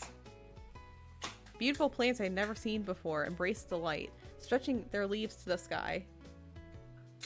The scene before me only could be described as an illusion, not at all part of reality. The only things I could consider normal here are a few dishes on the large table. Huh. As I stood confused, the person who walked up to me, unfazed by everything around me, was... Oh, Miser! Hey, welcome.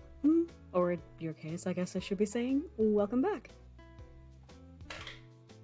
Well, it doesn't matter. I'm glad to see you again too, Milk. Oh, it's nice to see you again too, but more importantly, what is all of this? Oh, this? Eel and I went all out to prepare this. A special place for a tea party. Nice, We wanted to have a welcome party for you. It might be a goodbye party, depending on what you decide, but that'd be okay too. Oh, I see. Well, thank you for preparing all of... Wait, no, you haven't explained a thing. What is this place?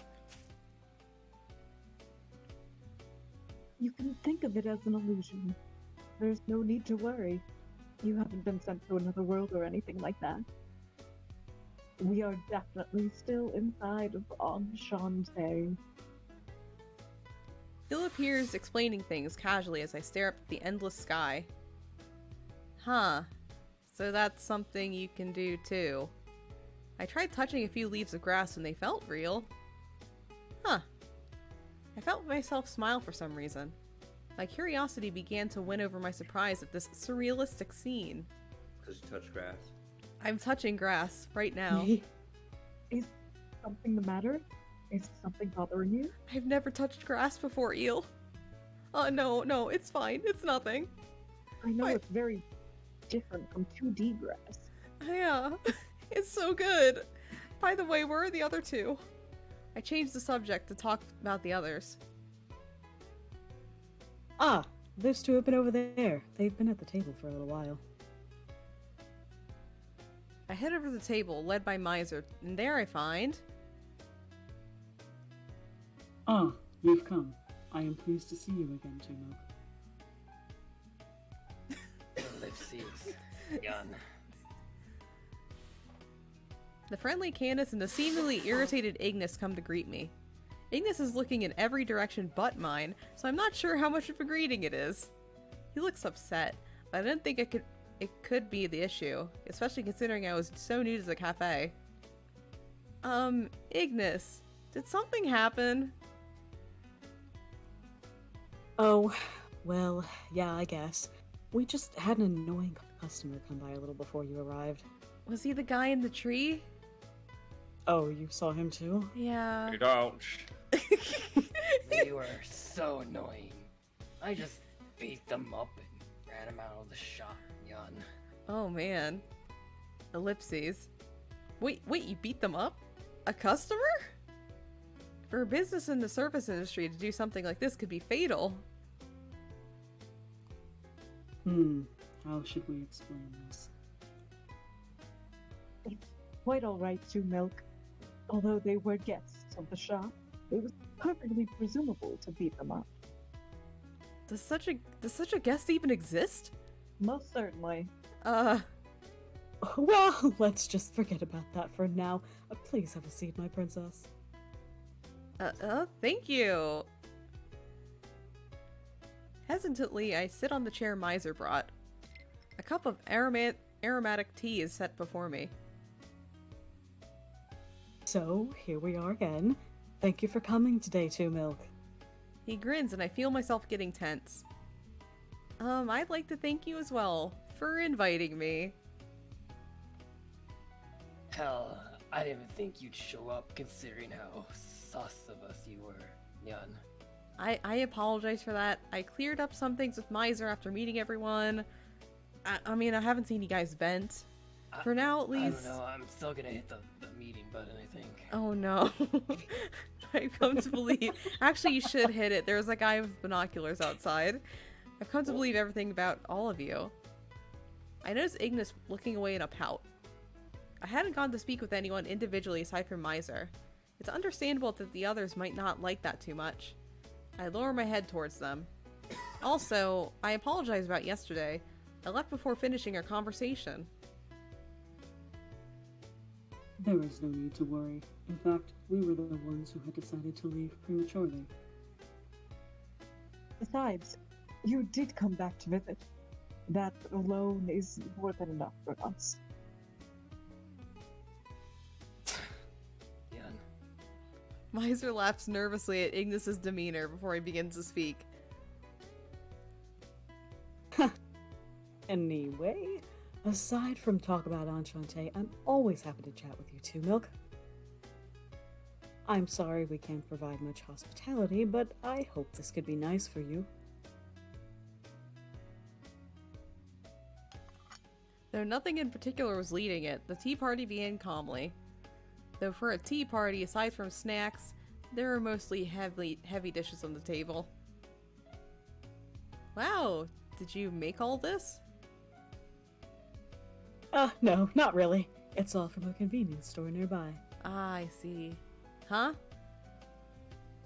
It's just been so long since any of us have cooked. We were afraid we'd set the place on fire, and that would be the last thing we need now.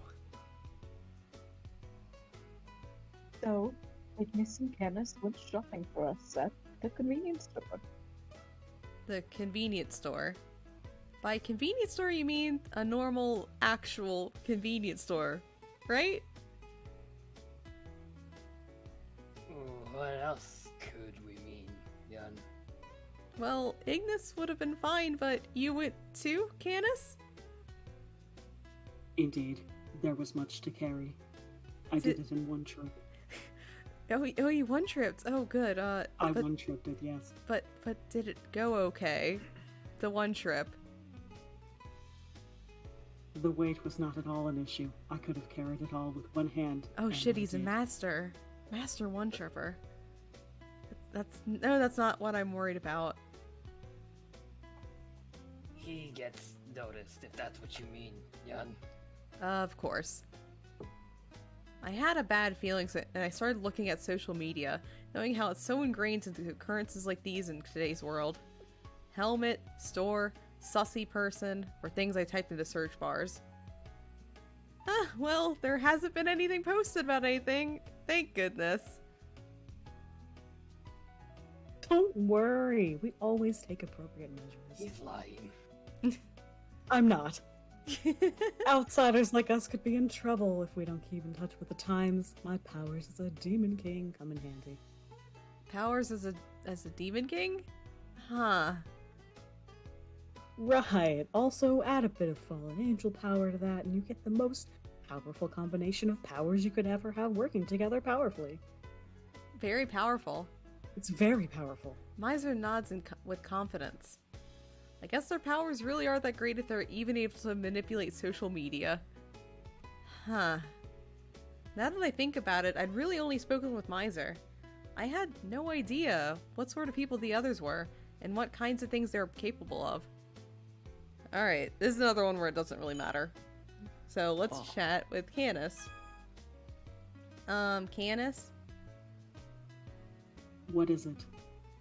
I'm not sure if it was his body or helmet that made his presence so suffocating.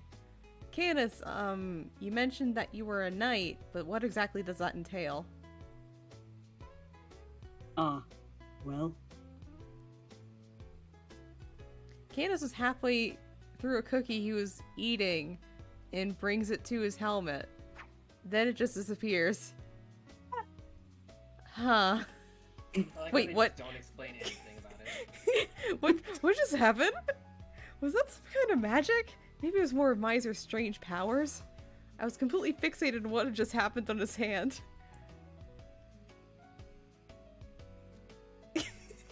And so, that just about explains it all. I do hope that makes enough sense.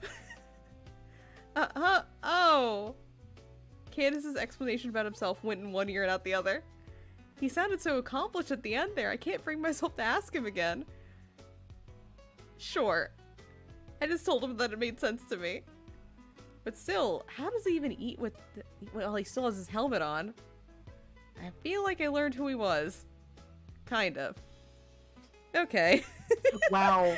What a conversation we had here. Wow. Eel? What is it? You mentioned you were a fallen angel, but how did you end up coming here to Enchante and meeting Grandpa?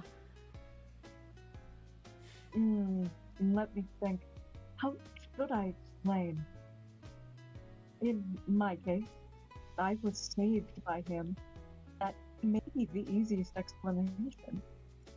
Saved by him? I tried to ask for more details. Hey, Eel, pass me the chicken. You don't really like meat bread. Here, I'll trade you some of my cake. Oh, you're quite right. I do prefer soup to meat. Thank you very much, Miser. Hold on. Eel, is that coffee? Did you take the wrong cup? Don't overdo it. Here, have this juice. Well, it's not as if I can't drink coffee. I suppose I do prefer juice, though.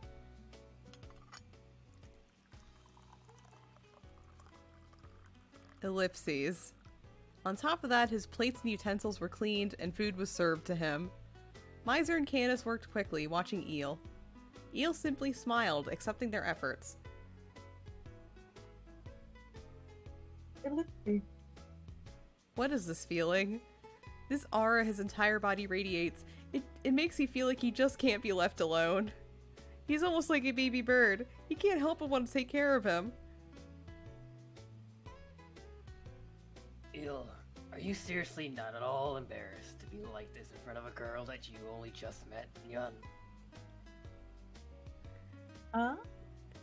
This is not the first time we have met. This is actually... I know that already. That's the same thing, you moron. Try to eat by yourself, at least. Ugh, Nyan. Ellipses. Eel? Would you like some of my strawberry cake? Don't you start doting on him too, Nyan.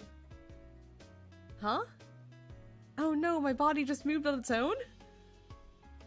I feel like I learned who he was. Kind of.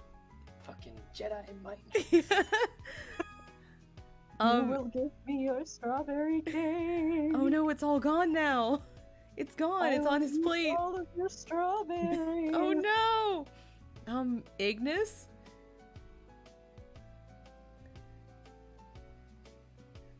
What's it to you, Nyan? You have quite the appetite, don't you? He had huge portions of food in front of him. He was clearly eating more than the others. It reminded me of people in high school, like on the soccer or baseball team, who would pile on food like this in the cafeteria. So what? I can't eat, Yun? No, that's not what I'm saying at all. I get that he eats a lot. If this is how he reacts to small talk, he probably can't have a real conversation. I'm not sure I can talk to any of them. Wait. That's how things Okay. usually go. Are humans any better at conversation? I feel like I learned so much about all of them. Is that really all that was? Maybe there are just different values at play here among humans. Well, I'm not so sure about that. Values differ from person to person, sure. But non-humans aren't much different when compared to humanity as a whole. Huh? What? If I am to borrow the words from another, the legends of old, the deep and spirits of worlds depicted in fairy tales, become legends of the land. I cannot say this is always the case, but earthly phenomena dealing with ghosts or deities likely has to do with non-humans. Angels, demons. Eel and Miser are perfect examples of those. Oh, so does that mean... So the presence of you all spills from your worlds out into this one? It is merely a possibility. There's no evidence to it, after all. Ellipses. So, that's that. Humans and non-humans have coexisted in fairly close proximity since the old times. I see. Thinking of it, all the images of ghosts and creatures I've seen over the years, putting aside if they're real or not, people recognize them at least a little considering how often they show up on TV. Miser might actually be right. Non-humans might be closer to dust than we think. But I suppose it's a different thing entirely to actually run into these sorts of things in person. Is that all you wanted to talk about, Yun? Oh, no, there's one more thing. I want to hear about all your relationship with Grandpa one more time. Well, this is one time. I don't know if you do. Huh? We told you before, we're regulars here in Yun. No, Ignis, that is not what she is asking. I suspect.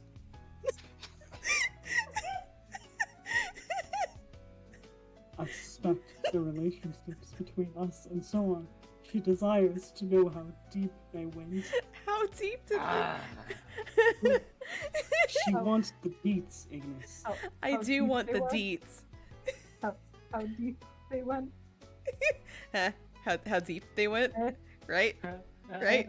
Oh, I really wanted to take my time and speak with everyone individually to ask again, in greater detail, what they thought about Grandpa. As I said, she would like the beats. Miser and the others look at each other and nod, and they all begin speaking in turn.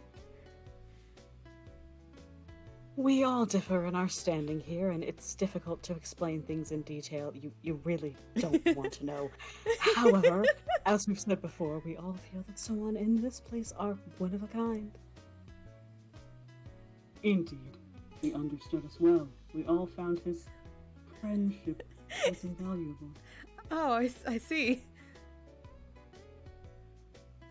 Yes, without Soan, I'm positive that none of us would even be here.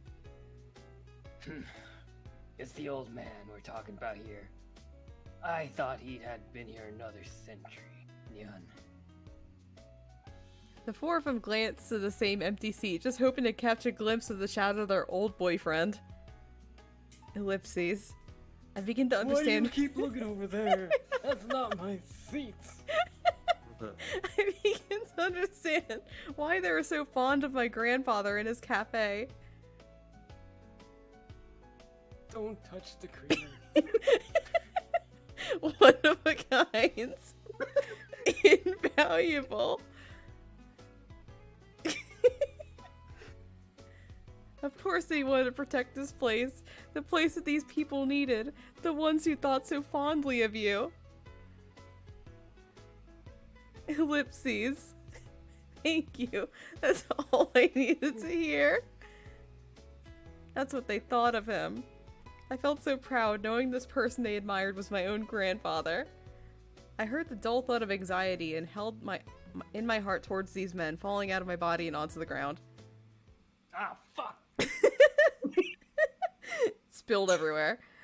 The air filled with a solemn pause. The party continued. Huh? The hell? We ran out of drinks, Yan. Ignis tosses the empty bottle once filled with the carbonated beverage, glancing about the room with an upset look on his face. I look around as well, but it seemed we were all out of the other drinks too. Huh?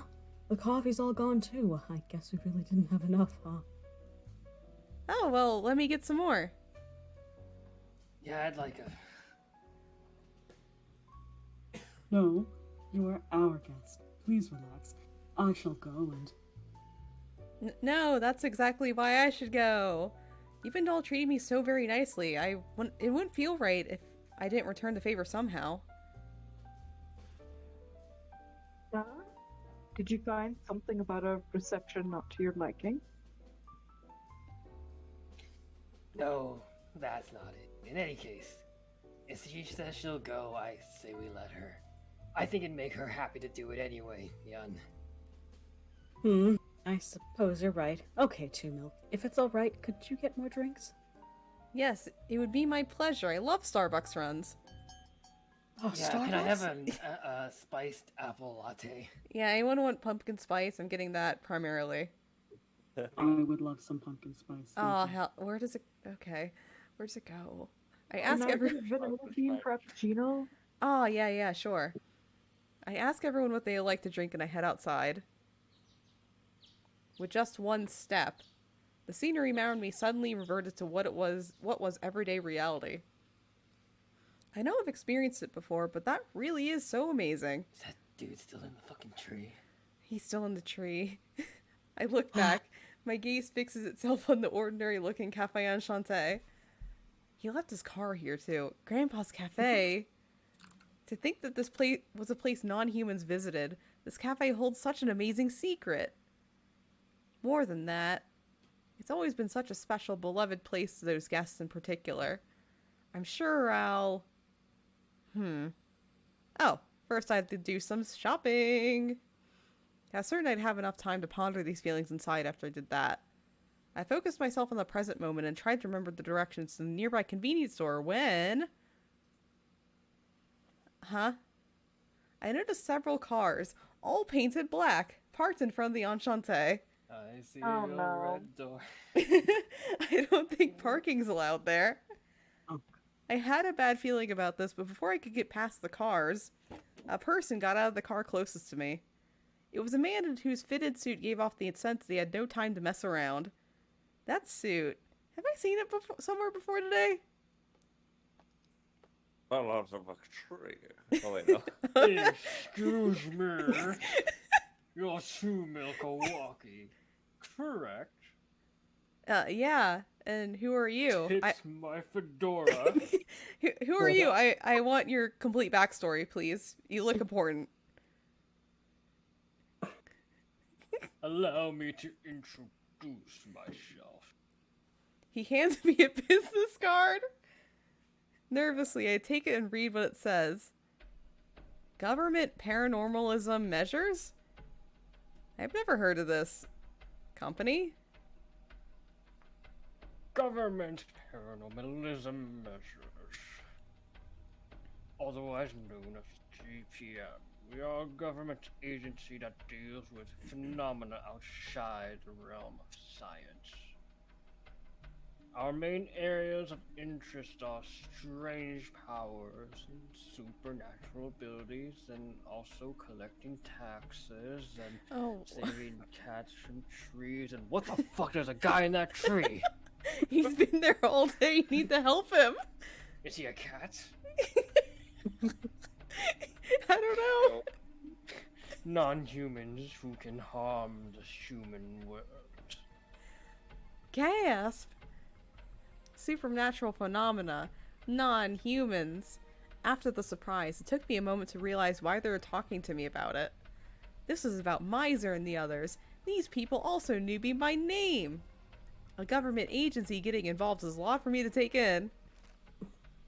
Now then, please take this. Unconcerned with the flushed look on my face, the GPM agent took out an envelope and shoves it towards me.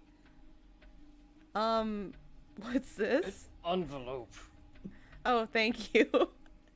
It's from the Office of Public Affairs. A purchase offer with all the documentation.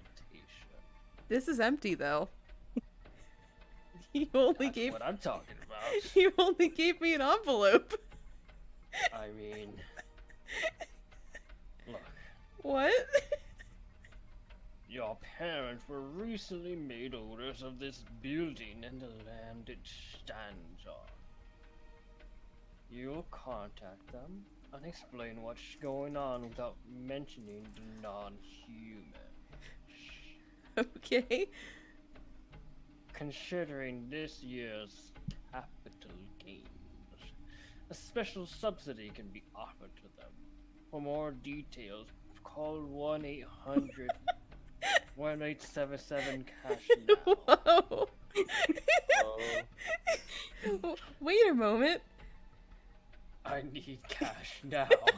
okay, dude, let's put 877 good now. What's the problem? I've heard you on the commercials. Is it you? Could it be? It's that I don't know what's going on. Why are you talking about a purchase offer? What makes you think you could just talk?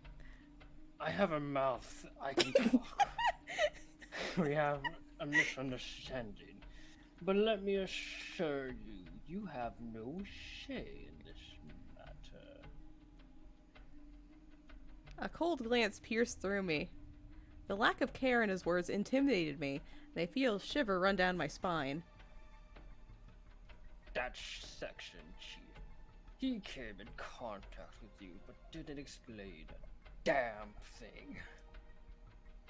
So allow me. I'll be the one to tell you that any lie you attempt to fabricate here will be pointless. You're already aware that you are in contact with new non-humans at this location. Of course, we know that you're in the middle of deciding whether or not to take the cafe. Ellipses. Menacing. Our concerns are with the cafe lie not only with the non-humans who live here, but with the gate inside of the cafe as well. A gate that connects other worlds to our own is far more perilous than you can imagine. I'm already aware of that. I know there are dangerous beings out there that could possibly come through the gate. No.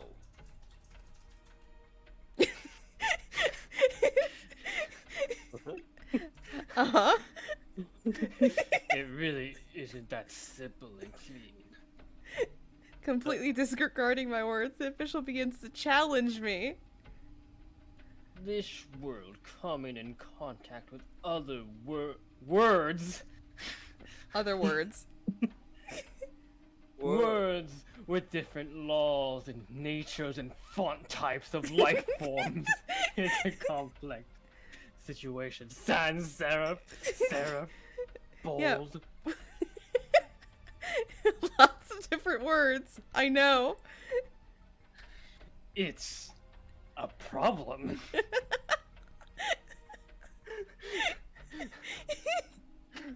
Consider the consequences when explorers discover new continents. Colonialism, if you will. He continued to rattle on monotonously as if reading something from a manual about words. Christopher Columbus landed in...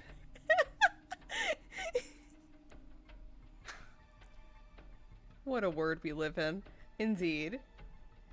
The existence of alternate worlds and their non-human inhabitants wasn't inherently bad. However, a mountain of worries would form if we were to come into contact with them. For example, if bacteria native to these worlds came to our own, it would potentially cause diseases uncurable by modern science. We could be on the cusp of an awful pandemic. Topical. Very topical. Oh god, like COVID. Ellipses. So, it feels pretty dangerous, thinking about the very possibility of that, doesn't it? Though, what we're most interested in are the natural resources that might be in these words. Unknown materials, unknown resources. Imagine if there was a world that had gold or silver lying around as common as rocks. Trade with that world would throw the global economy here into chaos. There's war to consider too. Rising tension between countries hoarding resources and those that desire them. After the GPM agent finishes talking about these terrifying cases, he glares at me. A door that leads to other worlds is too much to handle for one individual. So, you want me to just tell my parents to hand everything over to you and just walk away? Yes, I'm glad you understand. This is for your own safety as well. Ellipses. Can I ask you one question? No. Oh.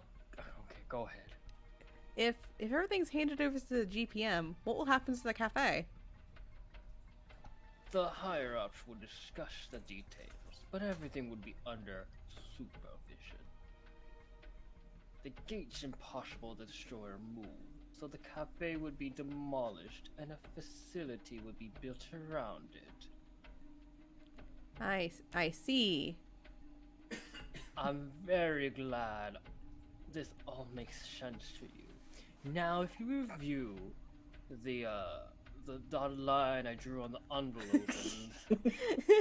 I wave away the envelope he tries to give me. And a stunned look slowly appeared on his face as I quietly told him the following. Given that information, I refuse. I'd like you to leave the premises now. Nani? Yeah. What's the meaning of this? Don't you understand how dangerous that gate is given everything I just told you? His face twists in anger and the GPM agent begins to raise his hand towards me. In the very next moment... Halt.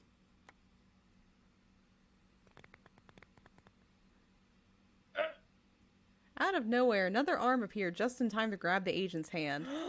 Holding hands. They're holding hands! Canis! In public? I did not expect you to return to talk, especially after what Ignis did to you. Who are you?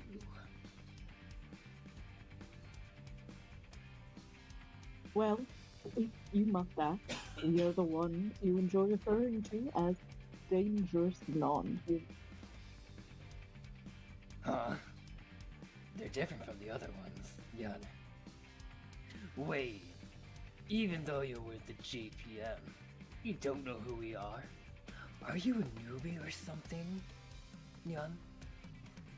Well, that doesn't really matter. They're all just nuisances to us either way. Following Canis, the other three stepped forward to protect me. The agent brushed off Canis's hand, timid at the arrival of the group. You have made a number of statements just now, That conversation contained statements. but in essence, all you desire is to have control of the gate within Enchante. What? I mean, yes, but what? Don't worry, little underling. Most of what you're saying is true. We understand the dangers of the gate too. That said, aren't you making this chat a bit too convenient for your case? I look at the agent. A fearful expression was now scrawled upon his face. Everyone here has already informed me. Non-humans have lived in the shadows of society for a very long time now. So that means gates like this have been around for quite a while too, right? Well, Eel answered my question from the stuttering agent.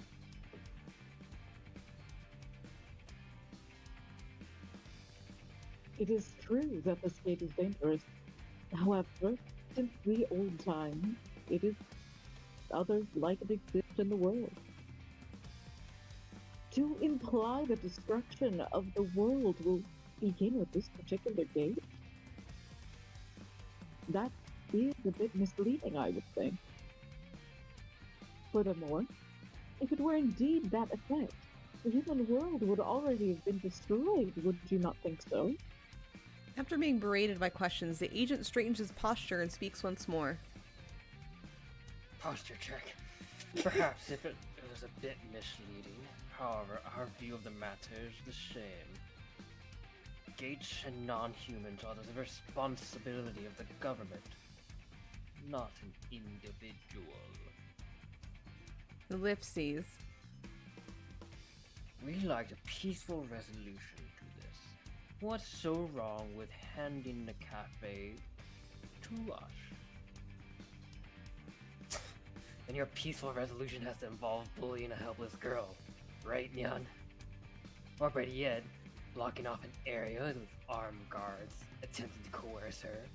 Is that what peaceful looks like to you, Nyan? What? They have eyes. Did they notice? Well, you know, Ignis did fight some of them. You had to know this would happen, right? Oh, the guests he fought with before were just people from the GPM then. The agents let out a childish grunt as Ignis stares him down. If that's the case.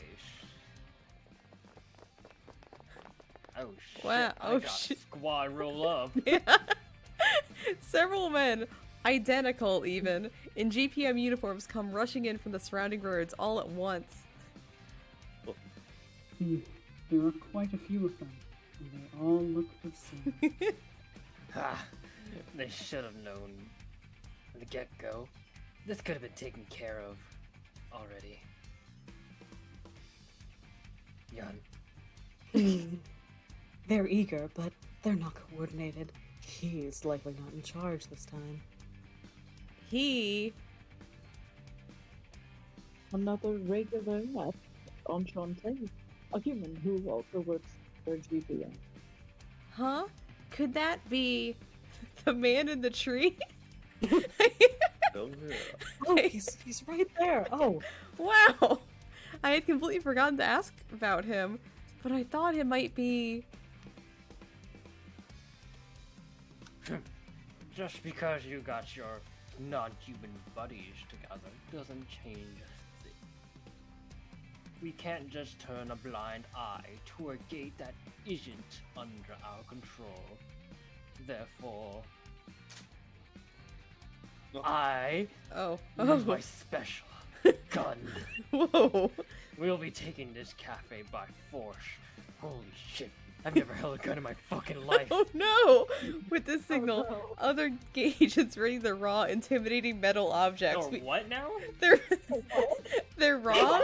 Wait. Just a second. They're raw, intimidating metal objects. Yeah. all right. I don't know what a gun is. Weapons normally banned within Japan. Guns? A raw, intimidating metal object? I don't- Either not wrong. I don't know much about raw, intimidating metal objects, but I could guess that these weren't just for show. They were real weapons meant to kill people. Where can I download some RAM? The power of life and death in their hands. I felt sweat pour over my entire body as they pointed their weapons at me. They're raw, intimidating. Miss, it will be alright. What do you mean? Don't you see the raw, intimidating metal objects? They have raw, intimidating metal objects. It'll be fine. These are agents trained to deal with non-humans. Those raw, intimidating metal objects aren't ordinary ones. Oh, are they like tranquilizers? No. Their barrels are larger and designed to pierce through things, since non-humans are usually tougher than humans. If that's true, how can you just tell me it's going to be fine? Do not worry too much. If you do not want to be hit, avoid them. It's simple. But if you get hit, it is of no consequence. If you Naruto run, you'll evade their bullets. I'm sorry, I have no idea what you mean. No normal person can do that. I mean, why are they all so carefree about the fact that we're completely surrounded by loaded guns? Act as tough as you want. Sure, you non-humans are tough as they come. But what would happen if a stray bullet hit someone who wasn't a non-human? You can imagine, can't you? Oh dear, aren't you all government workers? Would you really harm one of your Yes. citizens? Yes. I didn't even finish my Yes. sentence. You put... Oh god. Oh. Oh! Oh. It's getting too real. You put way too much faith in government. We can do anything that we want with you. This is your final warning. I order you to stop resisting and... Resisting, huh? You mean like this? Gah. Gah. It's hot. All of a sudden, the firearms held by the GPM agents were glowing red. You could hear their hands begin to sizzle and their guns drop to the floor. Ignis watches, shrugging as a wry smile spreads across his face. Oh, shirt's off again. Oh, guess we're lucky no round went off. Tricky to heat stuff up precisely, you know. That form, she's from Bestia, the beast world. Yep, if you knew about Bestia, then I'm sure you know how things work there, eh? The strong live, the weak die. So basically, if you're stepping up to me like this, then you must be ready to die. As Ignis howls, wild flames begin to envelop. Oh, he is a little doggy. Wild flames begin to envelop his entire body. He looks the same as when I first met him. He cheerfully jumps up as the crowd of guns pointed directly at him. Come on, I hope you're ready to struggle, punks. I'll gift you a punch if you can shoot me. Jumping into the swarm of agents, he grabbed, punched, kicked, and trampled over every enemy. I have a cat now. Wow, people are flying all over the place. What did he mean when he said he would give them a punch? I am not certain myself. Considering it came from Ignis, I am doubtful that it had any significant meaning.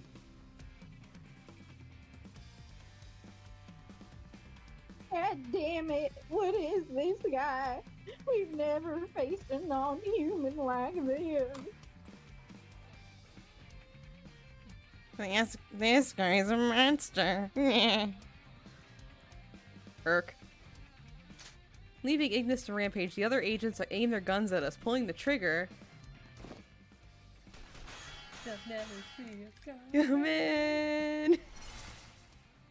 Ellipses. All of their bullets fell to the ground due to the giant sword Candace pulled out of thin air. You all require more training. Agents of the GPM. It's wise to stop right there. I cannot guarantee that Canis would hold back against you. That's a fair assessment, yeah.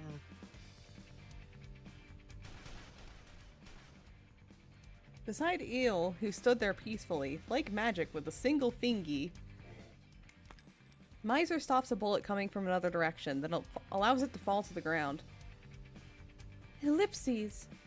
All I could do was just stand there, dumbfounded as the whirlwind of supernatural phenomena swirled around the space right in front of me. What now? If it is a good thrashing you desire, I can help you achieve such a thing. That is, if you fear these men are worthy enough warriors to engage in battle today. I am the Black Knight of Nido, the fairy world. My name is Canis Espada. Have at you.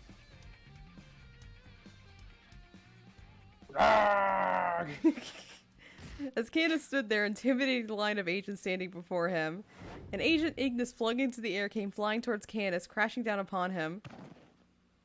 Ah! With all the weight, Canis' helmet... No, his entire head came off.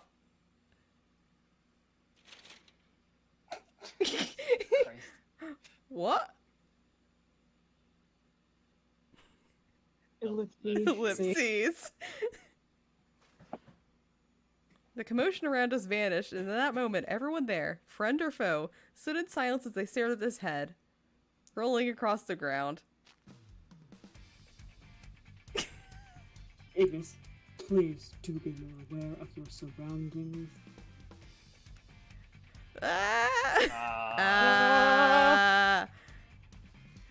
A shock, in the form of a shout, rose up from us as Canis lifts himself up and straightens the collar, which was devoid of anything. Ha! You would watch where you're... You should watch where you're going, Canis. Why is it a dictionary? Defining Did you his head forget rolling my off. name already, Ignis? I forgot his name. I suppose you have a point. Anyway, forces of the GPM, if you do not fear my sword, then come at me. This otherworldly battle continues. Ellipses. A man just got decapitated in front of me. I was bewildered by everything going on about me as Miser placed his hand on my shoulder. I see it. Look, was that your first time seeing Canis like that? You'll get used to it. Will I, though? I suddenly noticed that all of the many GPM... I suddenly noticed that all of the many GPM agents that had arrived here, half of them were lying on the ground. It didn't seem like any of them had sustained any serious injuries. Still, it was a disaster zone. Now then, why don't you just give up already? Don't you realize by now that any attempt on us or Enchante is a dangerous idea? By the way, the fallen angel loafing here doing nothing could take you all on easily. I wouldn't recommend going for him either. I do not like violence, but if you do not leave, I will have no other choice than to use force. He'll tilt his head, signaling his reluctance. I couldn't quite imagine him being just as strong as Ignis or any of the others, though. A fallen angel? No way. We can't leave a non-human like that here, now that we know what he is. He's more dangerous than any non-human. There's no way we'd leave all of you under the control of this hopeless girl. Ellipses. I think you misunderstand. I deny a statement in a reflex. Many of the agents were already wounded, so my voice could be easily heard now that the scene around me was nearing its end. Ellipses. It took one deep breath. I wanted to be sure that they could hear my words. I will not be able to control them. In fact, I have no desire to do so. The whole world could be burned down, and I won't care. I won't give a shit. I don't really care anyway. In that case, please. More importantly, control is the last thing I would ever want here in the first place. I like chaos. The eyes and attention of everyone here, in this brief moment, it was all directed towards me. Miser and the others, with the GPM agents, paid close attention to me as I spoke. I began to vocalize the conclusion that I had already come to in my mind. It had come from my own mouth, otherwise it would have no meaning at all. I spoke with Miser and the others, and I've come to understand them a little better. Probably. Although they're considered non-humans, there's more we have in common than that.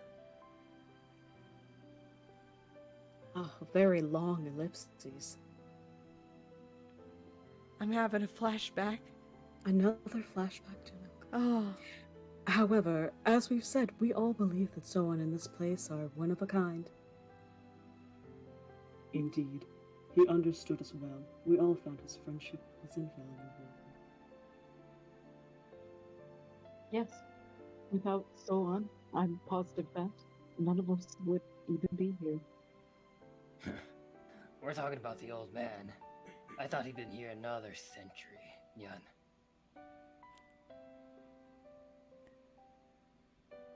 They know they know what it is to feel things deeply. Very deeply. And they feel the need to protect this place where their relationships have been forged. They really are capable of that. To let this disappear without allowing them an opportunity at all, that's not something I'm interested in. True, Milk.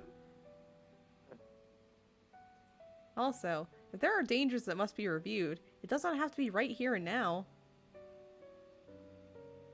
What could you do to figure that out? You're not really gonna run a cafe for these conniving non-humans, are you? I am. Yes, I am. I'll be taking over the cafe. Nani? Now that I've made my decision, I will be treating these people as my guests, just like the last owner, my grandfather. Miser, hear my declaration beside me. Yeah, you really are cut from the same cloth. His smile was right from his heart. On the other hand, the GPM agent was starting to tremble in fear. This is absurd. You call these monsters with freakish powers guests of this cafe? I suppose it sounds absurd, but it's just as absurd that we fell in love with a crazy place like Cafe Enchante. I'm sure the GPM chief, the most sensible move would be for your organization to handle this, opposed to a one person. However, you must consider one thing.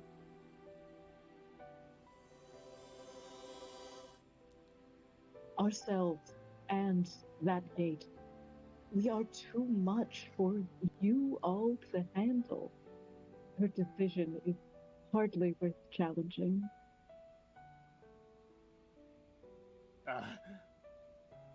Why you? Don't get ahead of yourself, little girl. With our power, you and your family's reputation can be... Be what? What do you intend to do? Hiss and shin myself. I see. Should I consider your following words a declaration of war against the Demon King who has accepted the words of this girl? Oh god, it's everywhere now. That's very disgusting, Oh sir. no, Miser takes one step forward. In one action. My diaper today. Oh no! I felt an intimidating aura. The air around me suddenly became thin. I could feel the entire world begin to cower before him. The ground, in fact, began to rumble. I could feel a light shaking beneath me.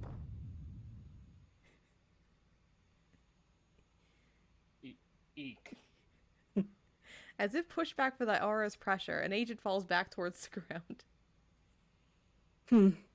It would be wise to nip this in the bud, but what should we do now? Miser delivers an icy glare at the agent. However, the sound of a roaring engine killed the atmosphere hanging above us all. Oh, that car! The car that crashed. A sports car appeared, moving towards us in a flash. It's a beautiful... Chase has wedged itself between Miser and the agent. The man who exited the vehicle there, scratching his head, was none other than...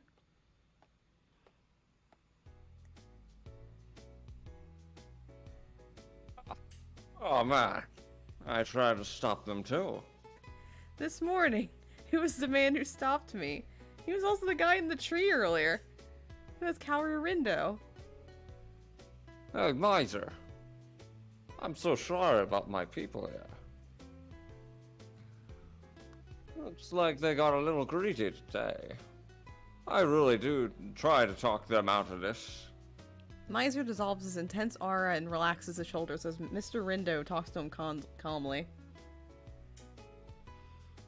You left the tree for 5 minutes and all this happens. I thought as much, but it is you we're talking about. I can bet you provoked them. I can hear you encouraging them in my head. Haha. Come on. What are you even talking about?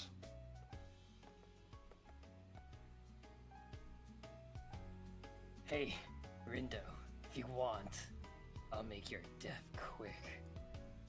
Then I'll bring you back and kill you again. You are a mature man. Do not toy with us. Yeah. Alright, sorry. You're all a bit much. Give me some room. Mr. Rindo? Oh. Hi, Two Milk. Wow. I just saw you earlier. You still remember me, huh? You were in the tree earlier, dude. Yeah, Didn't you were... see me though, right? You know what? I totally did not see you in the tree. You were... Disguise success. You were just so memorable this morning and not any other time.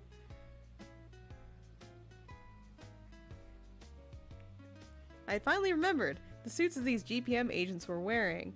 I thought I'd seen them somewhere, and now I realized that they were very similar to his, which I had just seen earlier this morning.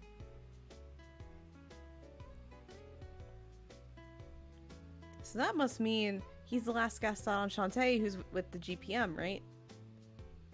Yes, that would be him. I introduced myself to you once, but I suppose I didn't tell you where I worked. I am Karu Rindo, Chief Intelligence Officer of Government Paranormalism Measures. Oh shit, he's in a dictionary. My job is to protect sweet girls like you from the big and scary non-humans. Pleased to meet ya. I see. I was given 2 business cards from government agencies within the same day. Likely due to Mr. Rindo's arrival calming the tension around us. I couldn't seem to find anything else to say to him in the moment. Do you know him, Two Milk? Well, in a way. This morning he hit on me. Though I'm sure now it was just random chatter to try and figure me out. Oh, well, maybe you'd like to see a Demon King turn this man into a pile of dust, hey? What? Hold it, bud. Side note, we know you wouldn't leave a trace behind, so don't go making dusty promises. As if to avoid conversation with Miser, Mr. Rindo walks to his agents wounded on the ground. Are you happy? Look at you. Did you learn your lesson today yet? About taking the advice of your seniors? Chief Rindo. And come on, seriously. If you want to go chase non-humans, you should at least do your homework first. Homework? Incidents like this have occurred before. In the past, the GPM has attempted to force its way into control of a cafe Enchante. Bingo! They changed once they discovered that there was a gate here. They were quite immature about it. Still are. So what happened? There was no way we let him have it. Well, you can imagine. You could call it a beating. A nice, thorough, hefty beating. Uh-huh. Uh-huh. We've had a ceasefire agreement since then. But there's still the one still in charge of monitoring the cafe is me. That's why I'm a regular too. You know, you'd all be in enough trouble with a single regular Demon King. But you're trying to take on a boss like Miser.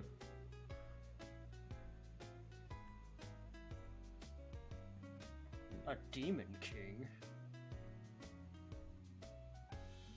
Wait, oh no. You guys are kidding me. This is basic knowledge at the GPM. Miser Rex, who hangs out in Cafe Enchante, the most feared non-human, the Demon King. We need to review our training program. That's what Mr. Rindo muttered as he looked back to us. At the end of the day, I've got to tell you that the raid conducted by these geniuses was not the will of those of us at the GPM. Please, do allow me to apologize. We can bury the hatchet between us. Oh, can we bury the hatchet between us? For me? As long as Enchante remains, then I ask for nothing more. You know, Rindo, your being here wouldn't have made a difference, but I'm no bully. It's best we just stop here. To me, the evil king of the non-humans, plucking these little weeds right here and now doesn't sound like a bad idea. He looks to me as if to ask for permission. I vigorously shake my head side to side. I'm alright as long as they don't do anything to harm the cafe. Don't kill them, please. Oh. Oh, well, there you have it. The owner has decided to spare you. Oh, what a relief. Okay then, you've heard her. Get out of here. I'll have you all write apologies later too.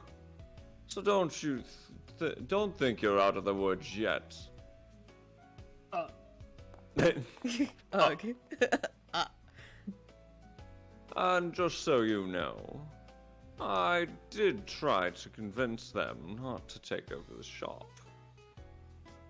But you've made your decision, haven't you? Yeah. Yes. Why are your hands halfway on your... Why are your gloves halfway on your hands? It's called style, Missy. Ugh. Try it sometime. The regulars, Demon King, a headless knight, fallen angel, and a demon beast. Any one of them could cause destruction. I have to say, you and the shop, the entire world could be affected by you. And yet, you would still take over Cafe Enchante. Ellipses. That's not an answer. I stare once again at the Enchante sign. I considered the name of this place where Grandpa and the others had forged many, many memories together. Yeah. I nod, as if to take it all in. So you want to play the game? Yes. Ellipses. I understand that it's selfish.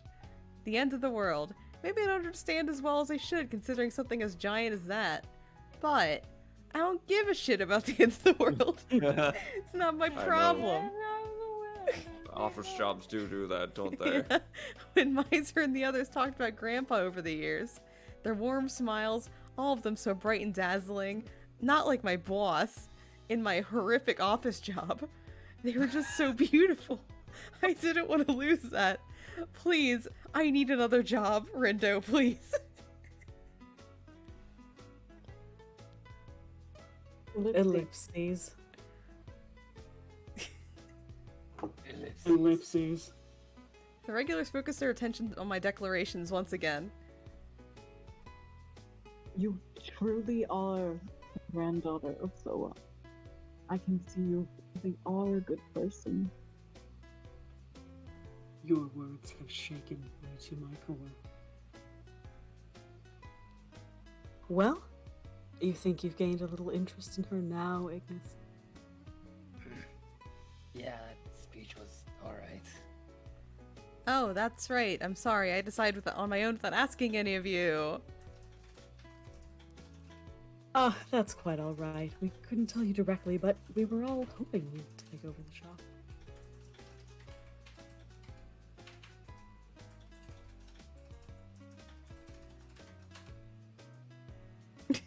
Talking to us so formally is annoying. If you're gonna stay, talk to us normally. It's just weird otherwise. Oh, understood. I mean, okay. Meanwhile, Mr. Rindo stood as if he gave up, shaking his head. I see. It's useless to try to convince you otherwise. If you arrived at this decision on your own. With a bitter smile, Mr. Rindo looks at Miser and the others. And if Enchante reopens for business, I'll stop by from time to time. Mostly just to keep tabs on you all, of course. But, if any non-humans here ever give you any trouble, please remember to call me. Okay, my little shopkeeper. No. Gross. I'm sorry, I No. thought I called your grandfather as well. It's not just... I mean, okay. I'm sure I will, Mr. Rindo. Ah, thank you. That is absurd. We would do nothing to hurt her. Absolutely. She's far more valuable than you, Rindo. Hey, wait a sec, Rindo. You think you're just gonna sneak away? Your crap today deserves a little payback. No thanks. Besides, we humans have a saying. Live to fight another day. Smiling, Rindo escapes as Ignis chases him. Get back here! I'm off! The cafe's been a nurturing environment of friendships for the regulars, Mr. Rindo included. I'm gonna morb. Oh no. Ignis he's begins to morbid. morb. These interactions cross the boundaries between humans and non-humans alike. I turn back towards the Enchante. I'm sure conversations like this happened every day throughout history of this cafe. Ellipses. It may be up to me to bring back that kind of spirit around here. I still don't know anything. Nothing at all. That goal seems so very far away now. But still, I'm sure. 2 milk. Huh? We hope you'll take good care of us. Yeah. Alright, and that'll be it for the night. Hey. Thank God, the scene kept on going. I was like, Oh my god. Wait a minute. Yeah. yeah. You got that? Did you read that? Yeah. Do you know how to read French? No. Cafe Enchante. I Yeah. Maine. got it. Maine. Chapter many? 2. You said Maine. Looking Huh? tutorial. how many common chapters are there again? I forget. I think it's same amount as Code Realize. Oh, Like God, 8? Like 8. Like 8, yeah. Jeez. I need to look up again, but it's very similar to Code Realize in structure because it's the same fucking writers. So we're gonna be in common root for a while. Not the same fucking localizers, I'll tell you fucking that. Yeah. God. Yeah, I mean localization's perfect right now. There's nothing wrong. It's beautiful. Just to have to go over our past, What? my past. Okay, Conservation. Yeah, we need to look into conservations. Okay, we're gonna be rating Kana tonight. Yay. Doing the grounded stuff. So Big bugs. big bugs. Which that game came out of nowhere. Why is it not popping up? Alright, there we go. Yeah, thank you guys so much for joining us for the first stream for Cafe Enchante. This is gonna be happening every week. It's gonna be 8 p.m. Eastern Standard Time every Tuesday. So if you enjoyed this, then stop by again. We're gonna be doing this for a while because this is another long one, like Code Realize was. Yeah. So I'm gonna send everyone over to Kana for Grounded. Big bug. Big Bug. It's Big Bug game. But, so I'm gonna switch over to Streamhead so everyone say bye. Bye. Bye. Yeah.